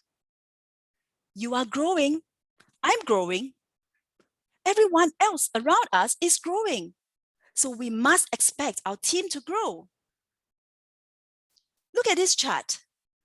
If you could influence every team member to expect more of themselves than what others expect of them, you could very possibly be having a very dynamic team. Acknowledge people's strengths. Allow room for mistakes. When you face obstacles, get through them together. While doing so, I urge you to take care of yourself too. Remember to grow. Remember to look out for opportunities for growth. Identify the key areas for growth. You can attend workshops. You can attend Alicia's workshops. You can take up appointments in Toastmasters Club. You can attend Thomas Chen's live show. There are many things you can do. Continue to motivate and to inspire. Keep going, keep growing. I have a final message for you, and that is to be the leader you want to be. Thank you, and back to you, Toastmaster of the evening. Thank you so much, Patricia, for that amazing speech. You were radiating with such optimism and confidence. And indeed, being a leader is important because we want to lead our life in the direction that we want to head to. And not only that, lead the people around us as well for the betterment of everyone. So ladies and gentlemen, isn't it amazing? In all the speeches today, such high caliber, and I'm sure we can learn so much from every single speaker. All right, so now we have come to the end of the prepared speeches segment. May I invite the timer to share with us the timing report? Sure, thank you, Thomas. Speaker 1, John, 7 minutes 15 seconds. Speaker 2, Kanan, 6 minutes 56 seconds. Speaker 3, Patricia Tay, 6 minutes 3 seconds. Thank you. Thank you so much, Peter, for your detailed tracking of the timing. So may I invite the Zoom master to launch the poll for the voting?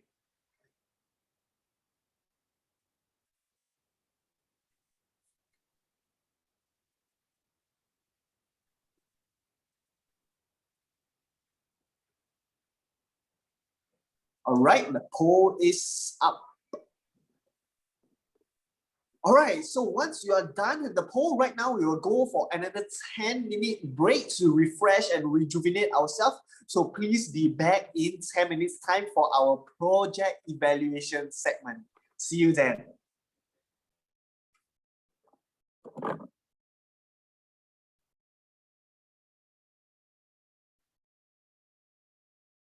Patricia, I really loved your speech. And Kanan, I just wanted to say you have so much stage charisma. It's almost frightening. Thank you, the birthday girl. Thank you for that. Appreciate it. True, you have a way with with stage presence that I don't know how to emulate. It's just. Thank you.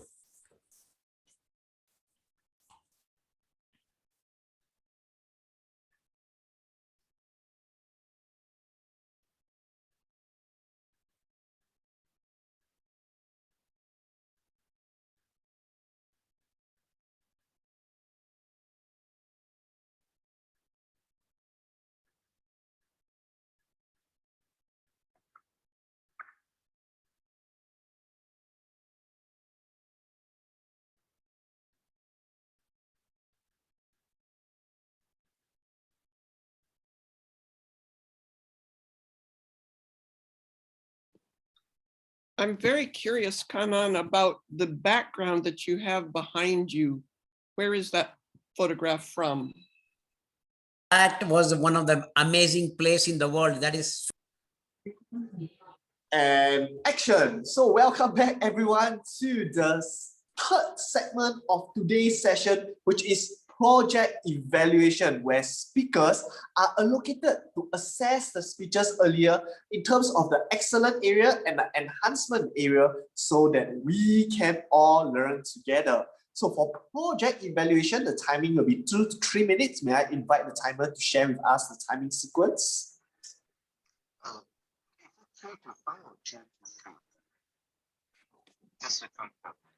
Sorry. The evaluation time would be 3 to Sorry, 5. timer, you are a little bit muffled. Is your mic the... Just to confirm, is it 3 to 5 or is 2 to 3 minutes? Yeah, correct. 2 to 3 minutes. 2 to 3. 2 minutes green, 2.5 minutes yellow, 3 minutes red, 3.5 minutes, time's up. See, sorry, I see wrong. I actually see general evaluation, sorry. No worries, timer. I think you need to reset your volume a little bit. It's still very muffled from our side. Okay. Okay, but overall, all is good. Okay, let's go on to the first evaluator. So for the first evaluator, friends call her Hot Mama, and she likes reading to gain knowledge, singing to improve her vocal variety, and dancing to keep fit, and drinking to stay happy. Okay, I added the last line. But let's give a very warm welcome to Innovative Planning Level 3, Jennifer Lee. Thank you, Toastmaster of the evening. Cheers to you, Kanpei. Good evening, everyone, and to Joan. Joan, I like the fact that you started your speech by remembering it's Father's Day that is coming, and it is the remembrance of your dad. I think it is also remembrance of my dad. Thank you for delivering such a strong speech that actually brought me personally into it. I am in the stage with you. I must say that your speech is spiced with lots of gestures and body language that makes it so alive. The way you told your stories with personal experiences make me so connected. How you control your temper by not telling your hubby off with the posture that he did, which was almost similar to what your daughter did. And also the time when you wanted to tell him off, but you did not because you had a lot of chores for him to do. And you're afraid that he's angry and he wouldn't do it. Also the time when you asked your dad to help you out, but he couldn't because of his personal commitment. And as a result, you were not happy and you were very disconnected from him. Until the time when your sister called and said that, please come home, your dad passed away. I liked that you give a very strong message, which is we are just one click away from connection. Click the link below and connect. That's very true. Now, these are all the very good points. Of course, there are areas that you probably can look into and improve. I noticed most of the time you actually do your speeches by using your laptop. But tonight, I think you're using a mobile phone, if I'm not mistaken. So I had a bit of a difficulty actually looking at your expressions, your eyes and all that, because it's too small for me. I got to squint my eyes, it's unclear, and the lighting is a bit dark. But overall, Joan, you did a very good job with your speech. Do look into the screen present, which is don't use the mobile for your speech, but do use the laptop. And with all this, I'm sure you will bring your speech to the next level. And I look forward to your next speech. Back to you. Thank you so much, Jennifer, for your very valuable feedback. And I like how you go into the specific details of Joan's speech so that you can help her elevate her public speaking skills to the next level. All right, our second evaluator has completed 4 paths in the pathways: presentation mastery, engaging humor, dynamic leadership, and visionary communication.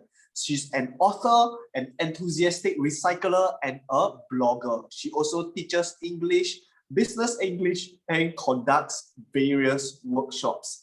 Let's give a very warm welcome to Advanced Communicator Gold, Advanced Leader Bronze, Angela Lansbury.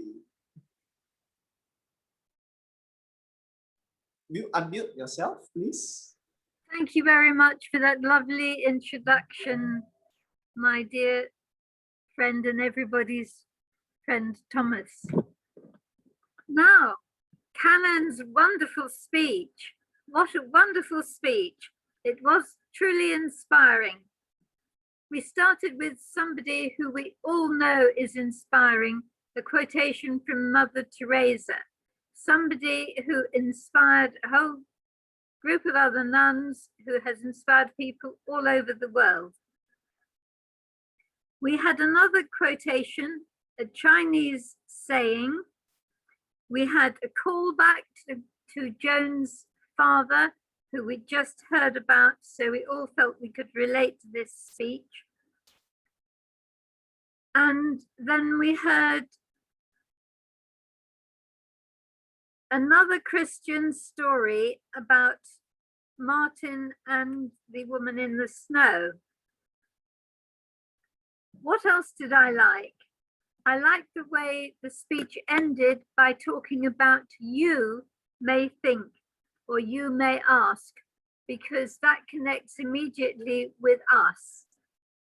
Now, what could I suggest that might draw it all together more sharply, more focused, and take it to the next level?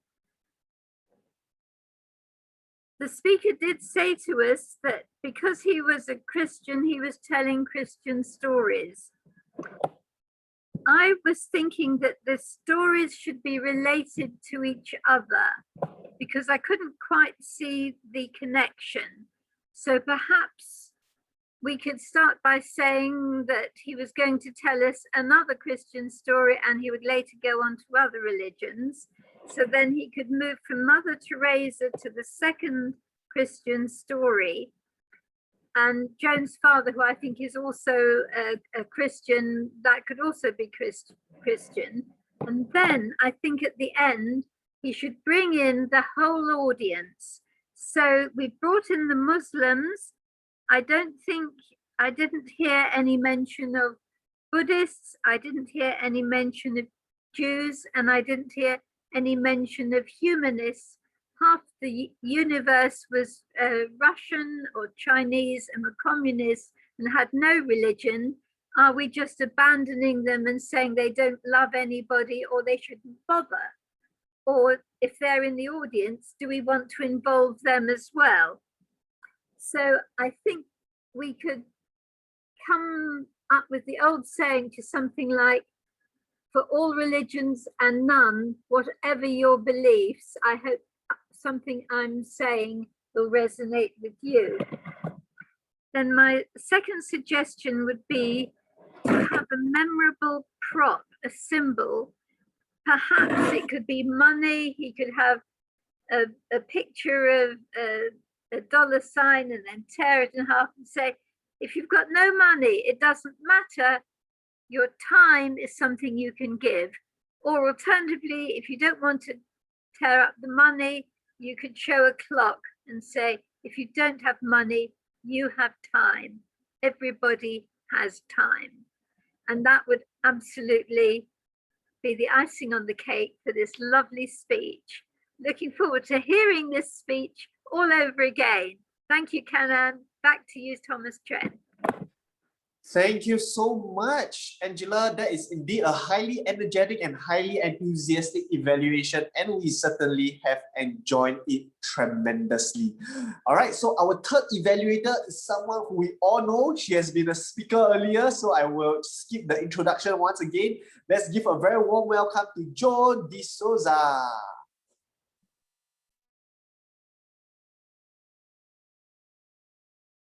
I was told to evaluate Angela's speech and Angela's evaluation. So yeah, Angela, you did very well.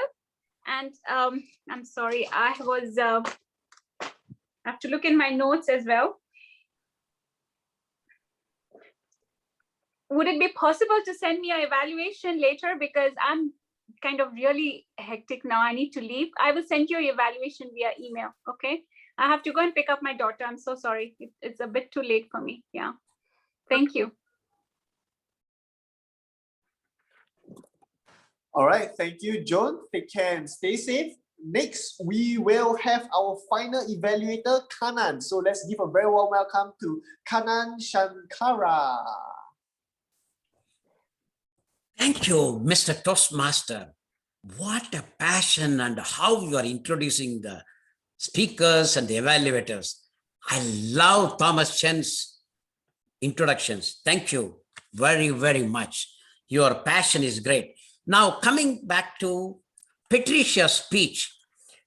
Patricia, you started with a personal story about your supervisor.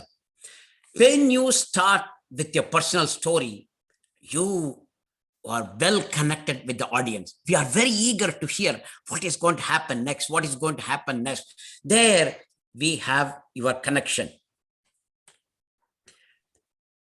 You showed so many pictures like the growth, and you told the leadership about the growing expectations and let us be a good leader. And your pictures were very appropriate and apt. Your gestures very appropriate and you are not overdoing it, you are not underdoing it. Fantastic. Now, coming to slight improvement. I could not connect the expectation chart. First of all, when you are sharing the chart, it was not very clear for me. I tried to put a gallery, I put a focused view, and I tried to enhance so that I can see your picture. That picture, and you talked about the expectation of the leader. You said that you have to have more expectation. Expectation of what? That was not well connected there. That one area was a bit weak in the speech. Other than that, you talked about your growth. You shared a picture about the growth, and you said that as a leader, you need to take care of the growth of the people. That was very well articulated. You know, I'm giving a contrast comparison. Your growth picture was very nice, whereas your expectation chart was not well articulated. That is where I feel that. Okay. And you talked about the attributes of the great leaders, and we could clearly understand from your speech. Another thing I wanted to say is that it's up to you, but you can have little bit of variety in your volume variety, I would call it. That would also be good. Other than that, I would say that you had shared many aspects of the leadership, and I liked your short pictures and I loved it. And you also connected very well. And another excellent thing is you talked about Thomas Chen's workshop, Alicia's today's workshop. Those type of connectivity clearly makes the evaluator, all the others feel that you are listening. Your listening skills are very good. That way you are connecting is great. I think overall it's a great job. Well done. I am a fan of your speeches. Let us hear more speeches from you. Back to you, Mr. Toastmaster. Thank you, Kana, for the highly energetic evaluation, which truly encapsulate the burning passion you have for Toastmasters. And I'm sure Patricia have enjoyed your evaluation as well as all of us. All right, so we have come to the end of the project evaluation segment. May I invite the timer to share with us the timing report? Sure, thanks, Thomas. Jennifer will be 3 minutes 90 seconds. Angela slightly over the allotted time, 3 minutes 46 seconds. Then Kanan will be 3 minutes 11 seconds. I need to make an apology to Kanan. I accidentally did a flash the green color at 2 minutes time. Apologize on that. Thank you so much, Peter, for your contribution as timer. And we have come to the end of the project evaluation segment. So may I facilitate the poll accordingly?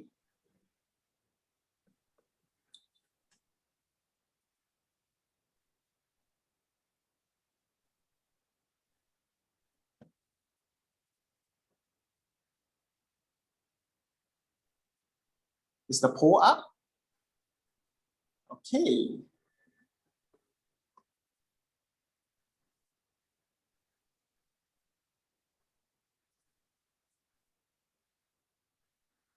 All right, so once again, it's my pleasure to be the Toastmaster of the day for today. So hope that I have been of value add to all of you. And once again, a very big thank you to all of you for providing such a positive and conducive experience for tonight. And it has truly been a great pleasure.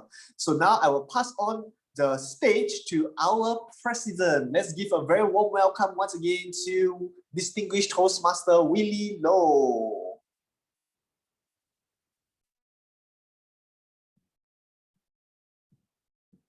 Actually, Thomas, there's one more section, our counter report.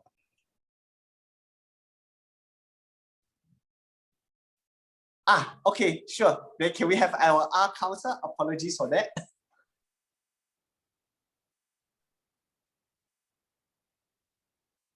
We can't hear your mic.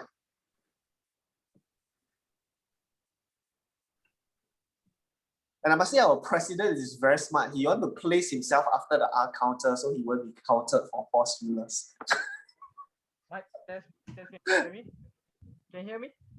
Need to raise the volume a little bit more. Hello, hello. That's good. Okay, awesome. Okay, for today's R counter, it was quite a difficult job for me. For I noticed a lot of the speakers were doing their job well. They were diligent in terms of their pauses. Therefore, I actually had to reduce my standards slightly from arms, to implement so as well. To me, so is a filler word, which I think can be universally accepted. Going back to the relevant stakeholders, Thomas, you had one so. Alicia, you generally did well during your speech, but I noticed during the Q&A session, there were plenty of so implemented insight. And just saying a few examples. So, do you know the audience? Protection from harm. Fuzzy Wuzzy. Giving the specific example that Angela was actually asking. Right. Inspire people from different background. Start with the body movements. Angela. Right. So, in conclusion, a lot of it was highlighted during that Q&A interactions there. Ahmad, there were a few pause fillers, which was more pertaining to the yellow Obama story coverage. I would assume this is where you're trying to come up with something to give time for you to actually digest the words. For Joanne Kanan, I genuinely didn't notice. For Patricia, you actually did one pause filler when you were actually choosing your table topic 11. Jennifer, you actually had two when you were reading the evaluation, when you were reading your criteria, as well as when you were asking whether they were using laptop or phone.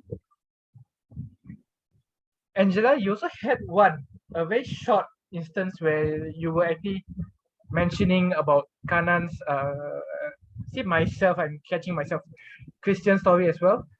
From table topics, including myself, I caught around 7 as well. And that is the end of my counter evaluation report. I hope everyone can improve. I would say may we all reflect on this ourselves as well. Thank you. Thank you, Mr. R Counter, for the very detailed report. All right, so now we shall unveil the winner for tonight. So for the best table topic speaker for tonight, drum roll, Angela Lansbury. Congratulations. And now for our best speaker, drum roll. Patricia Thay, job well done, amazing. All right, and now for our best evaluator, drum roll please. Kanan Shankara, a job well done, everyone. But I truly believe, regardless of who the best speaker, the best evaluators are, today everyone is a winner because we have learned so much from this whole session itself. So thank you once again for the pleasant memories. Over to you, Willie. Thank you, Toastmaster of the day. Well, I will not want to hold everyone back. I just close the meeting with just one quote. One has to take initiative in life to achieve what he or she wants to do. It's not about people doing your work. It's about you doing the work so that you can achieve further in life.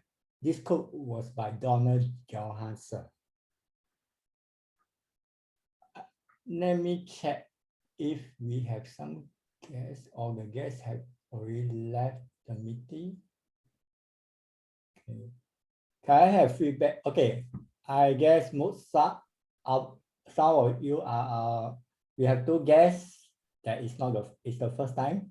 So can I have feedback for Rohana, Toastmaster, DTM, Rona for California? Can we have your feedback about the meeting?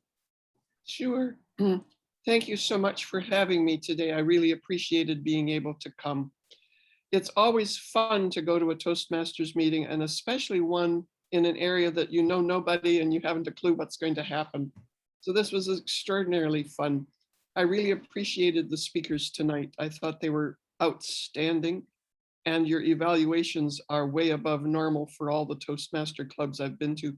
I've been in Toastmasters for about 22 years now, so I've been around it a long time, and I've rarely heard a meeting that was as nice as this one.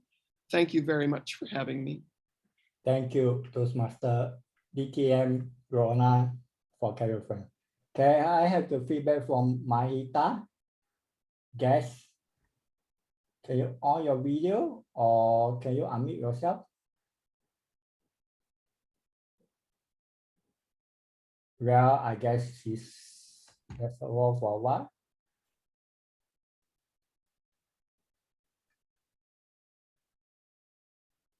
I guess she's away at this moment. Never mind. So I will see you next week, same time. Sorry, same day, same time, same Zoom ID for this 100% online club. I declare the meeting adjourned. Really, I thought there is one Abu Bakar, someone. Abu Bakar came a few times already. Oh, is it? Oh, okay. This is the third time already. Hi. Hello, distinguished Toastmaster Rona. Which country are you from? California, is it? California, US. Mm-hmm. Ah, okay, okay.